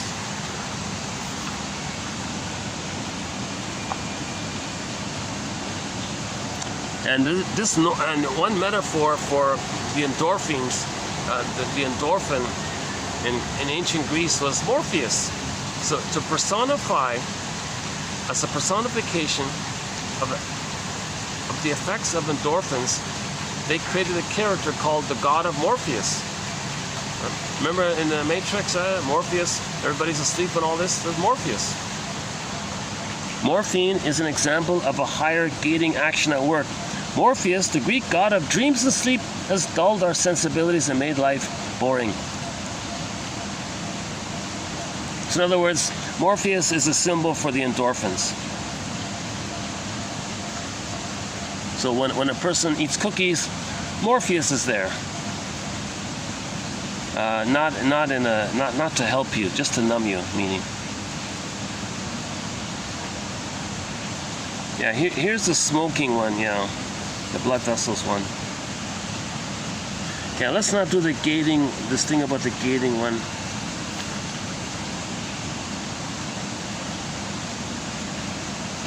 Yeah, there's the asthma one. This is a key one here about the rhythm. I recommend all women to read this one here about the rhythm. Childbirth is a rhythmical process. Yeah, this one here is a key one.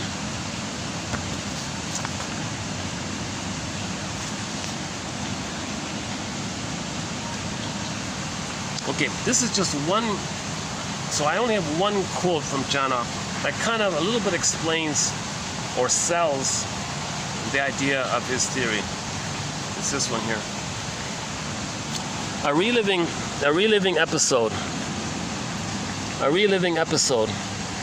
Once one is totally in memory, body and soul, and one has to relive a lowering of oxygen supplies at birth, the system acts as though there is this enormous need for oxygen and accepts deep, heavy breathing for a long period of time as a normal reaction. Locomotive breathing, he calls it. The brain is crying out for oxygen. The brain that suffered anoxia at birth. Now, if this brain isn't engaged, there may be hyperventilation now, dizziness, fainting, etc. If the person does descend to this early brain system, everything is still there, frozen in time, it's all there, frozen, still there, intact as it was originally. The memory is present, and the person is, quote, back there. She is reliving the event with the brain system involved at that time, and therein lies resolution. Blood pressure can go from over 200 over 110 to 120 over 80 at the end of the session. The memory has left its storehouse and has finally connected to the frontal area. We now react. We react now as we should have back then. There's a key one there. So we react now as we should have back then. Back then we couldn't, but now we can. There is obviously plenty of oxygen in the therapy room. Now this huge question mark, once again, 50% of what you're hearing is incorrect. It's up to you, dear audience, to figure out which 50%. I don't know if this is just a scam. I don't know if this is really, people can do this kind of thing. I don't know if he's just making it up to sell, to give people hope, to sell. People fly to pay money to do this. And he tells people, oh yeah, it takes years to do this. You can't do it at one go. And people move there, and maybe he acts a little bit like a self-help guru kind of thing. Although at the same time he says, no, I don't want to be a self-help guru. Now he got a major, I remember once again, 1970, a major pop star gave him a huge endorsement. So even if we exclude, let's take out the theory that the technique, and we exclude the sort of personality aspect, take those parts out, and just extract a lot of the, synthesizing and ideas that he's presenting, even though it's a rehash to one degree or another for most of it. But he includes the emphasis of what authors before him have done. Otto Rank, birth trauma. Frank Lake, Francis Mott, okay, the guy who wrote the book Knowledge of the Womb, Ludwig Janus, and a lot of Nandor Fodor. A lot of guys before Janoff talked about prenatal trauma, but he kind of made it clear, synthesized it. So he kind of packaged it a little bit. So that's his sort of contribution.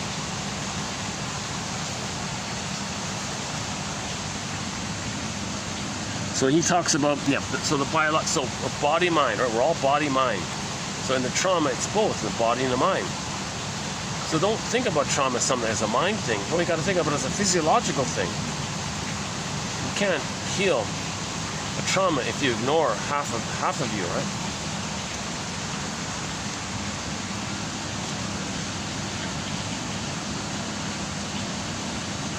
Okay, so another example of repetition compulsion.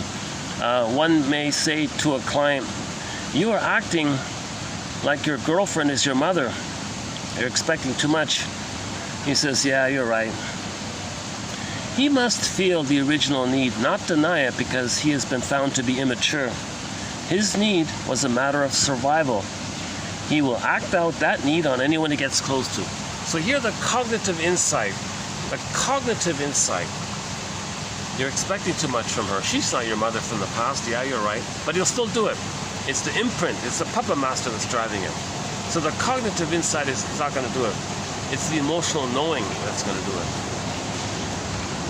In trying to get rid of the pain, we are sometimes forced into behaviors that ruin our lives. Right? So like the guy there, he's not going to have a girlfriend if he always expects her to be his mother in the past. All he was trying to do was quell the pain of the little needing self, trying for fulfillment. But because it is symbolic, it may take a harmful turn, such as never being in a loving relationship or drinking, etc. Trying to dissuade a client from his behavior is moralism parading as therapy. Okay, now the compulsive part, repetition compulsion, compulsive behavior is the logical denouncement of historical events. The compulsive obsessive aspect of acting out, okay, with never-ending fiery ardor, is largely driven by pre-verbal traumas. Okay, pre-verbal trauma, it's in the limbic system. Limbic forces have everything to do with survival. Ideas are never a match for the strength of the brainstem.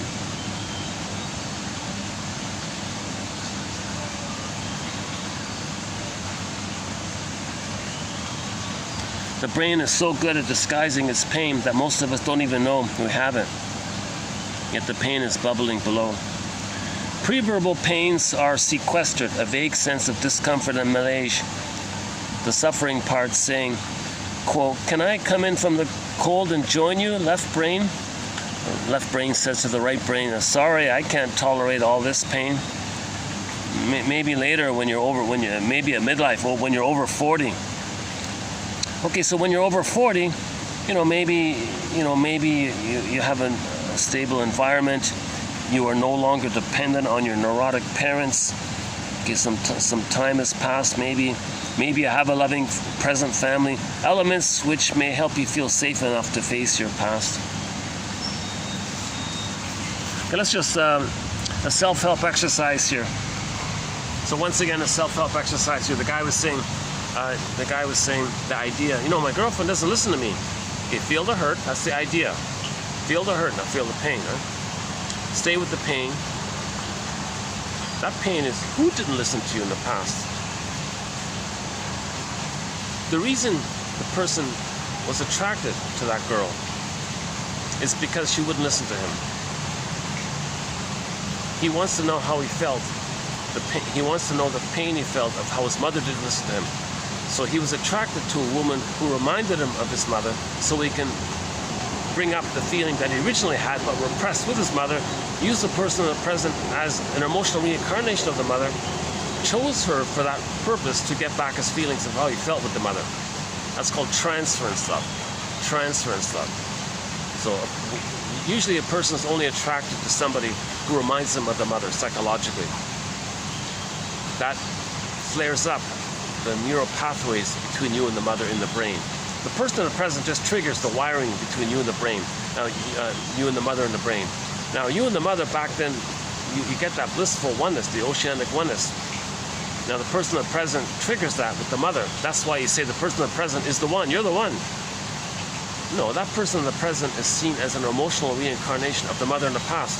You're transferring the mother in the past to the person in the present. The person in the present just triggers the wiring that you had with the mother. That's called falling in love, infatuation, puppy love, love at first sight, spellbound. This can't live with you, can't live without you. Although you're the one. This whole it's called transference love. It's not, you're not loving the person. You're just transferring the unfinished business with the mother in the past, the pain with the mother in the past, seeing your mother now in the present. Now you're excited because now, finally, your mother's going to love you. I.e., the partner is seen as a proxy for the mother in the past, and it's not going to work. Hence the title of the play. Oh, you're the one. You're perfect. I love you. Now, please change. Please be the good mother that I needed back in the nursery. Please invent a time machine. Take us back and do things right for me. She says, I don't know what you're talking about. I can't do this. So they're not going to be interested in someone who doesn't remind them of the mother. That's boring, huh? The person they're going to be attracted to has to have some kind of wiring that's similar to the wiring of the mother, because the wiring of the mother links to your wiring with her, and you have the template of the wiring with her. So meeting a woman or a person with the wiring of your mother triggers up the network of your wiring with your mother laid down in the past. Now it's all flared up. Now, so that's why you chose that person, to know your feelings with the mother. So the negative things you're saying about them, oh, you don't listen to me. Okay, who did listen to you? You're transferring. It's called transference. You're transferring. You transfer. You're doing it to get in touch and to realize this unrelentless, unrealistic hope. And you got to say, oh my God, I get it now. I'm never going to get that kind of love. I didn't get it. I'm never going to get it. If this girl is just like my mother, and she didn't give it, they're the same, I'm not going to get it. Think about that. The mother didn't give it to you. She's just like the mother. You're not going to get it.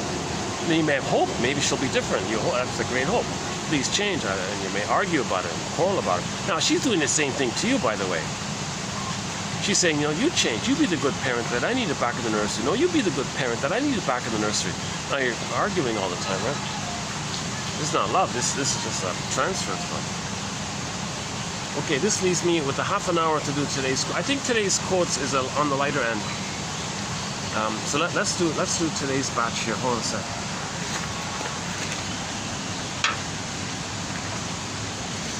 Okay, so what we just did here for the past hour and a half was sort of a review of some of the key quotes. I don't know how well a job I did covering it. Hopefully I covered it to some degree. Okay, now we'll lunge into part 11. So this is part 11, TQ 2755. 1, 2, 3, 4, 5, 6, 7, 8, 9, 10. Yeah, 10. 11. No, sorry. 1, 2, 3, 4, 5, 6, 7, 8, 9, 10, 11. Okay. So this is pretty typical. We have on average 10 quotes per video. Okay, so this is just so part 11 is just sort of a continuation of some of the main themes. So again, the main theme, the prototype in the trauma, pre-verbal trauma, original trauma, original response. Something that's present, you replay that original response. It's dysfunctional because the present is in the past. Okay, then you're searching for symbolic mother, never works. In the search for symbolic mother, you're going to get the pain and disappointment, you get the endorphins. Pain, endorphins, pain, endorphins. And the beliefs seem to have the effect of releasing that cycle. So we want to have a normal system, right? So obviously if the baby's loved, he'll get a normal system, right? If the baby's loved early on, not damaged, and so on. So, man's main task is to heal himself, give psychological birth to himself, etc. So, the second way to get a normal system is to relive the damage and reestablish equilibrium. The reliving must embrace a total re-experience, and not just one brain system alone. You need 3 brains. All 3 brains have to work together. Experience isn't just laid down as an idea. Ideas are not going to change your trauma. Indeed, the key experiences that shape us are imprinted in the brain long before we have ideas. L.P. Hartley wrote, "The past is a foreign country. We must take that exhilarating trip there to make it our own so that we are no longer strangers to ourselves." Here's a key one here. Mother's milk contains high levels of oxytocin. That is one reason why breast milk is so important in nursing. It is sent directly to the suckling baby's brain for comfort and calm. Mothers who nurse are calmer, more social, handle stress and monotony better, and have more skin-to-skin experience with the baby. Women are encouraged to place their babies at the breast right after birth. The earlier the contact, the more physical the mother was later on with her newborn and talked more to them. Yeah. So here's a key thing. Here's a funny thing. If the baby is handed right away, the bond will be there. There'll be more loving contact, more loving interaction. If the babies are moved and then handed back, the mother may reject the baby. "I don't want to touch you anymore." What awful, right? What an awful thing. So hand the baby directly. Again, back to Klaus and Kennel about that one. Neurosis is the symbolization of pain. To defend against pain is by definition to act symbolically. Neurosis is like a guest who remains forever, long outliving its welcome. The only way to get it to leave is to feel what is below its protective shield. The process of cure always works from inside out. When we have been unloved as infants, our systems are on the alert. It drives us towards symbolic fulfillment. The force of the obsession is still the need for parental love. The energy of that need is displaced. We cannot get enough because the fulfillment is temporary, a substitute for the real thing. No matter how much we get, it can never be enough. We are trying to right the system of its lacks. So, for example, okay, he gets a massage, oxytocin rises. A few hours later, they drop again. Oh yeah, Kristen Wilson says, so let's talk about salvation. I don't mean a peach smoothie and a massage. Huh? We must bring the early pain to the surface. But if the message brings the worst of news, quote, "I am not loved and will never be," the system may instead deliver a false message. No, they really love me. It's just, they're neurotic, but they really love me. No, the truth was, your mother didn't love you. You're not going to get it. She didn't love you. No, she did, but, in her own way. Well, okay. You're BSing yourself here many times, in this case. The message must be blocked because repression. So I have a disagreement here with Mr. Janoff here. He doesn't believe in forgiveness and things like that. I think it is possible to say that the mother tried her, so Bruce Springsteen, the mother tried her best. Still some blessings. I don't think mothers are that. They may have been disappointed. I don't think they're that. I don't think it's an either-or thing. And yes, what about that? Mothers would have been loving if they could have. If they're traumatized, they can't. So let's have some forgiveness. I think the more humanistic thing here in 1001 Windmills of the Mind is that we have a whole thread on forgiveness. Janoff doesn't really believe in that. He thinks it's all physiological stuff. nonsense. I think we got to forgive the parents, understand the parents. Reparation of the other leads to reparation of the self. Forgive your parents, heal yourself. So we're very big on this idea of understanding our parents, getting their story, knowing your parents' favorite jokes or personality pattern. What are the earliest memories? Understand that they're traumatized. That helps a lot. There's a huge relief in this area. So that's one key difference here, or one positive humanistic area. That yes, forgiveness can help. So even the mother didn't love the baby. She would have if she could have. She couldn't because she was traumatized, but she could have. She would have if she could have. She would have if she could have. She couldn't, so she didn't. But she would have if she could have. She's just so traumatized, she's out of it, she couldn't. So there's some forgiveness in that area.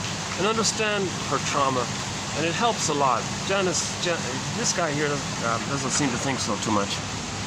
He thinks forgiveness is just sort of more repression or something.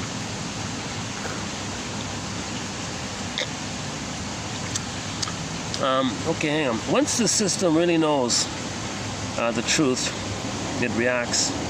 Now that reaction is what is dangerous, both for the body and for the brain. One thing the cortex can no longer do is pay attention. Too many impulses or too strong an impulse arrive all at once at the frontal cortex, scatters their focus. Can all this happen because the infant was not touched and held sufficiently at 6 weeks? Yes, the child is vigilant against an understanding, a full comprehension of what happened to him in the first weeks and months of life. Yeah, I think so. The main idea is here, the baby can't know it. If the mother's hurting the baby, he can't know it. He can't know it. Think about that prototype. You turn on the TV, you hear all these lies. You don't want to know the truth. You don't want to know they're lying. You don't want to know that's all lies and they're hiding something terrible. Well, it's the same thing in the baby. Something terrible happened to the baby. He doesn't want to know it. The brain stores the memory of pain, and the body will react as though in pain when the memory is aroused. The pain of the unmet need is stored in the temporal cortex. The frontal cortex acts continuously to prevent this unconscious material from coming consciousness. Again, the beliefs are there to repress the pain. Although the pain is causing the beliefs serve or were created by the brain to not let you feel the pain. That's what it means. Once again, we can separate our consciousness from our feelings so that we eventually don't know what hurts us. Why does a past need or feeling generalize to the present? Because it was not fully felt specifically. If a young child could have felt, "I'll never be loved by my mother," then he wouldn't have covered over the hurt and tried unconsciously to get mother love out of teachers, for example. The child would have felt a specific deprivation, something between him and his mother. Because the child cannot face and feel that he is unloved or disliked, he does what he can to fulfill the need vicariously. The need drives him to get love wherever he can. Thus, his behavior generalizes to others. But what about his anger? If he hates his mother, same kind of thing, he'll generalize it. So these outlets are neurotic because they are symbolic of the original situation. No altering or satisfaction of symbolic behaviors alters the neurotic pattern.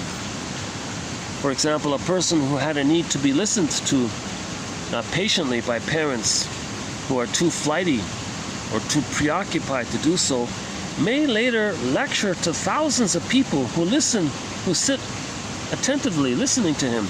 And yet this need to be listened to will not change one iota.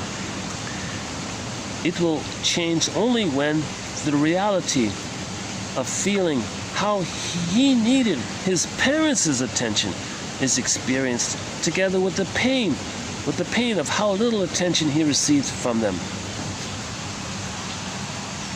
Yeah, it's amazing, right? Let's say the mother never listened to the baby, never listened to the child. He goes on TV and has millions of people listening to them. Doesn't change a thing. Once, if it's symbolic, it doesn't work. The neurotic does learn. The neurotic does not learn and change from his experience, because he does not experience fully once his pains. I do not think we can punish, placate, love neurosis out of existence. What the neurotic needs is to connect with himself. So that's sort of the grand conclusion here. We got to connect with ourselves. We got to connect with our wounded inner child of the past. We got to connect with our unconscious self, our secret self, our double self, our inferring mind, our non-reporting brain. We got to connect with our denied self, our repressed self. The one who walks with us, who's not like, the one who walks with me, who's not like me, who is me. The one who's living my life that I don't know. Our double self. We got to connect with ourselves. So again, it's like this in your soul today when you get a dream. There's a film called That Uncertain Feeling. She got a symptom, physical symptom. It was a message from her unconscious self. The shrink said to her, "Yeah, that's a message from your stranger within. You want to meet him?" She joked and said, "I'm afraid of strangers." Then she met her double, the torture artist guy. That was her double self. She befriended her double self, the artist guy, and then the symptom went away. So she did it. Okay? The Phantom of the Opera. Okay, the Phantom character is a metaphor of her denied self, her denied pain, her denied trauma. So she dialogued with and befriended that guy. Right? And similar to the Student of Prague story mentioned at the beginning of this video by Otto Rank. Very good essay by Otto Rank called Student of Prague. Okay, 20 minutes left. Less than 20 minutes. It's getting too dark. I thought the days go really quick. By the time I get here, it's like 3 o'clock. It's already 6:10 here. All right. Okay, so oh, isn't that nice? Nice, yeah.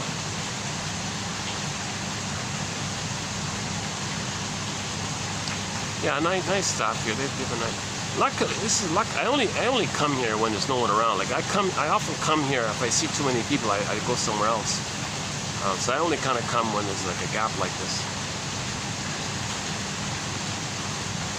Yeah, it's all lit up here, eh? Look at that. Pretty soon this place will be packed, huh?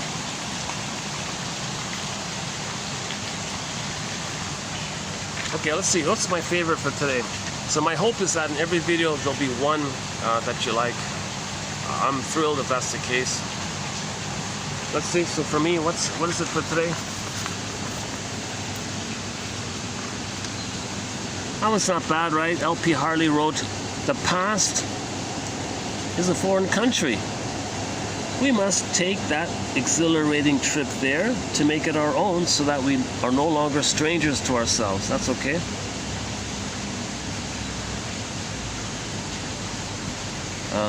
Okay, I think this one's okay. Neurosis is like a guest who remains forever, long outliving his welcome. The only way we can get this neurosis, this imprint, to leave is to feel what is below its protective shield. Inside out, that's okay. Symbolic fulfillment, always searching for symbolic fulfillment. The force of the obsession is still the need for parental love. The energy of that need is displaced. We cannot get enough because the fulfillment is temporary, a substitute. No matter how much we get, it cannot ever be enough. So that's why greed is insatiable. It's never enough because it's always symbolic. We're meant to realize it's symbolic so we can mourn that we didn't get the real thing.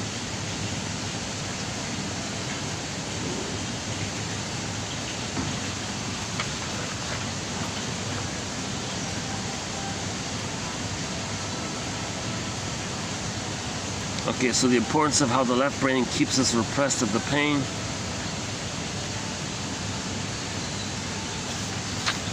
That's okay. What the neurotic needs to do is to connect with himself. Yeah, like think about this. The guy who speaks, who lectures to thousands of people, and they're all listening to him attentively. And if that lecturer wasn't heard as a child, he can spend his lifetime being a professor, teaching, to thousands of people. And in his retirement, he still feels unheard. No one heard me. He had millions of people hear him in his lifetime, but in his retirement days, geez, my mother never heard me. I feel the pain of never being heard. This need to be listened to will not change one iota. It will change only when the reality of feeling how he needed his mother's attention is experienced, together with the pain of how little attention he received from them.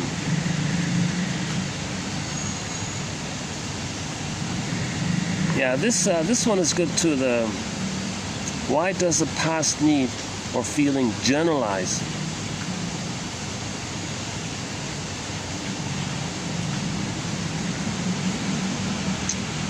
See, it's specific between the child and him. It's specific, but he generalizes it. The they, in other words, when he says they, it means it's mother. Huh? Yeah, they're okay. This batch was okay, part 11. I mean, a lot of good quotes so far. I feel like, maybe today is sort of on the lighter load. Let's see how part 12 goes. Yeah, I would say maybe this is the week, maybe of the 11 videos of quotes, I would say maybe this is on the lighter end. But most of the quotes so far. So of the 11 videos, my hope is that 11 quotes will be good.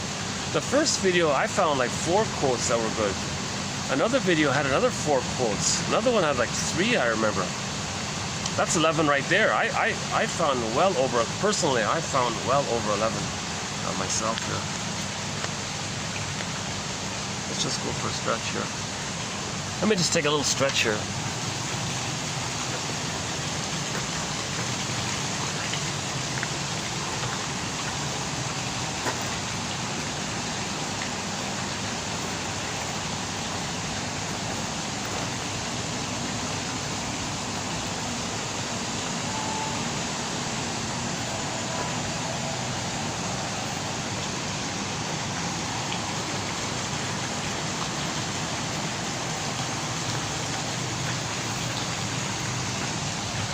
What do we got here?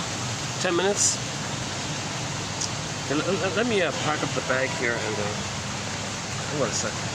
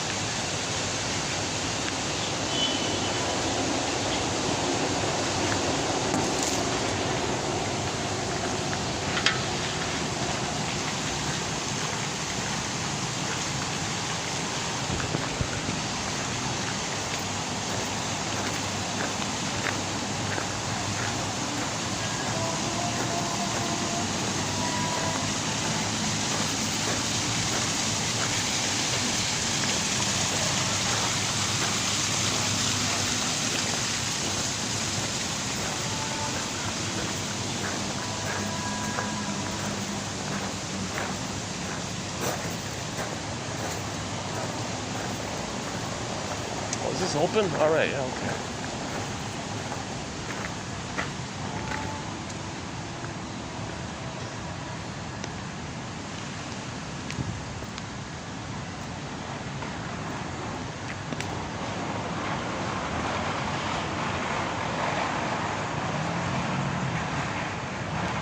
What we got here?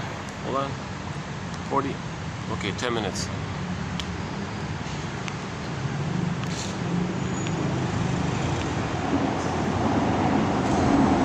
I have a fantasy that on the SkyTrain there's an ad on it that says, "Be your own, know thyself detective. Be your own soul doctor. Be your own story doctor." www.buymeacoffee.com/psychoanalysis. There's a great tree across the road there. It's amazing. Makes me think I'm in Africa. Oh, hold a sec.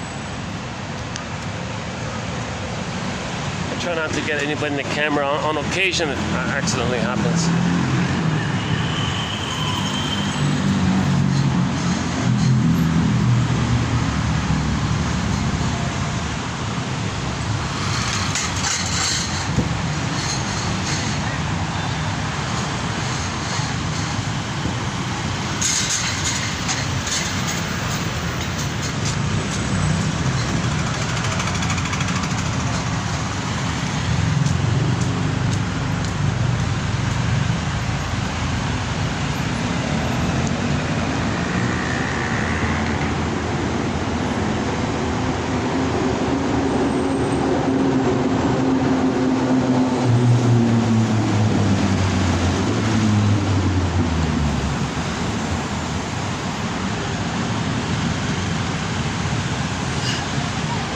Rush hour, people going home from work, crowded bus, yeah.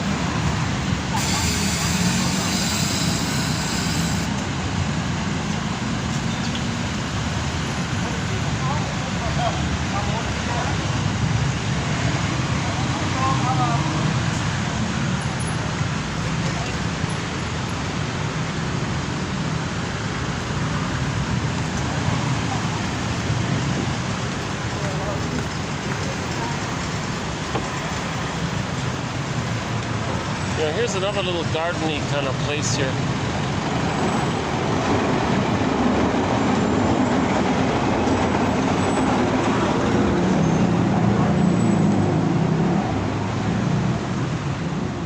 Let's just close up the video here. Yeah, I like this little area here. There's a fig tree here, can you believe it? There's what they call an autograph tree here somewhere. There's a Cape Jasmine, and oh yeah, the horsetails. Yeah, they look like garlic shoots. I don't know if you can see them here. Yes, maybe it's too dark.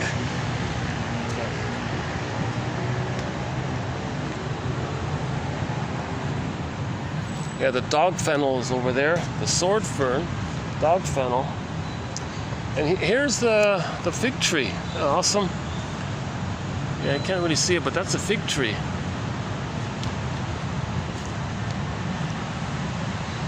Let's just spend the last couple of minutes inside here.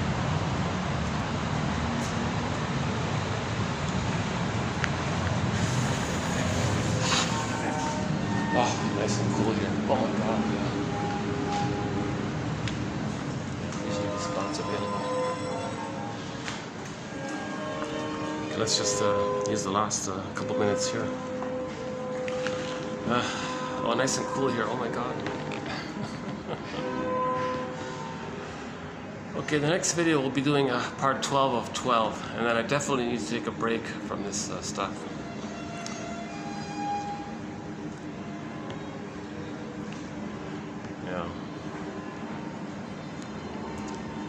Yeah, I feel a little less enthusiastic about him, and from what I read. I'm not going to repeat what I read. It's in his blog about his early life and all this, what he did in his early life.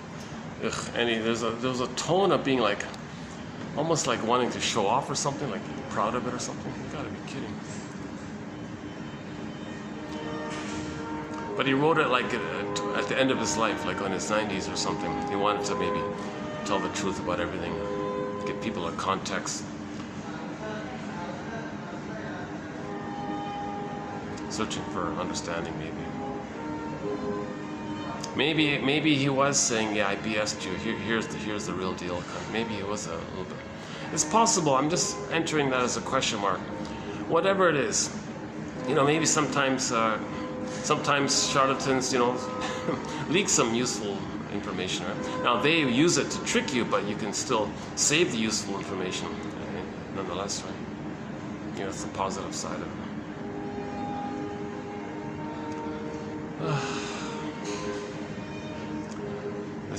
They got the nice music here.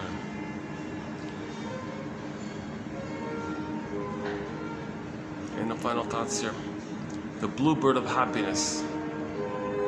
So remember Shirley Temple, the bluebird of happiness. It's inside out. It's an inside. It's a feeling of joy. The bluebird.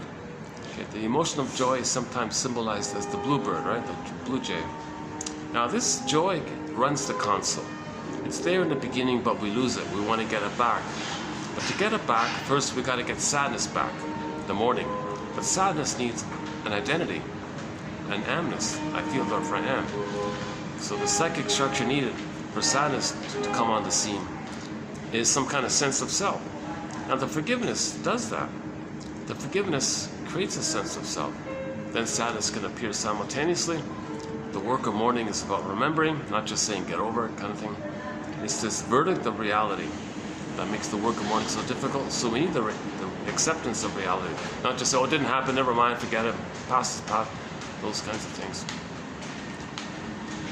Now, then when sadness does its thing, thanks to having some sense of self on the scene, then sadness can step back and joy can return to its rightful place, right?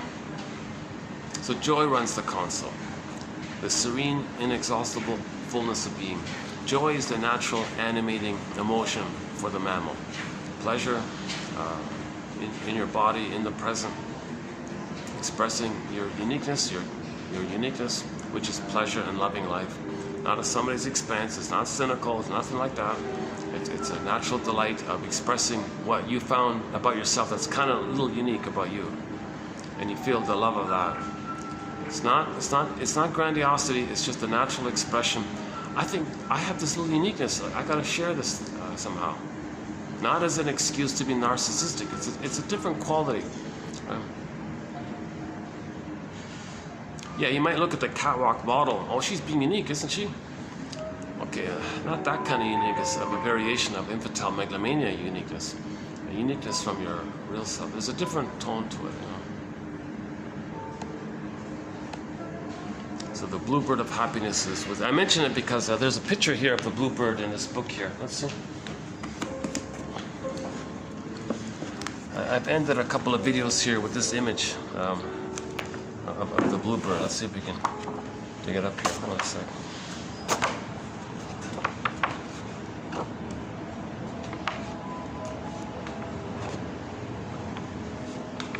Yeah, here we go.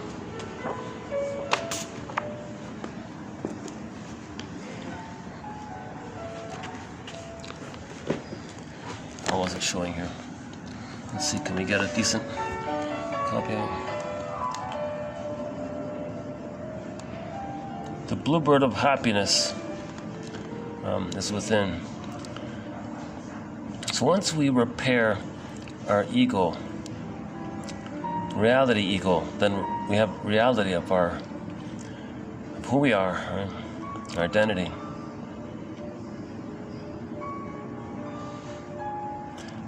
When we express the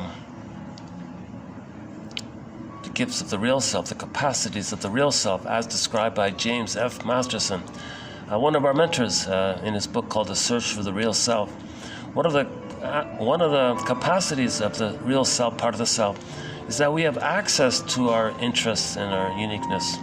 When we express that via our awareness of it, that's the bluebird of happiness. That's the bluebird of happiness. It's an inside job. It's inside out. So joy is inside. It's a feeling that's inside. Symbol for this is the bluebird within. Okay, on that note, I'll see you in part 12. Let's see how that goes. And yeah, so I'll see you in part 12. Okay, so thanks very much here. See you in part 12.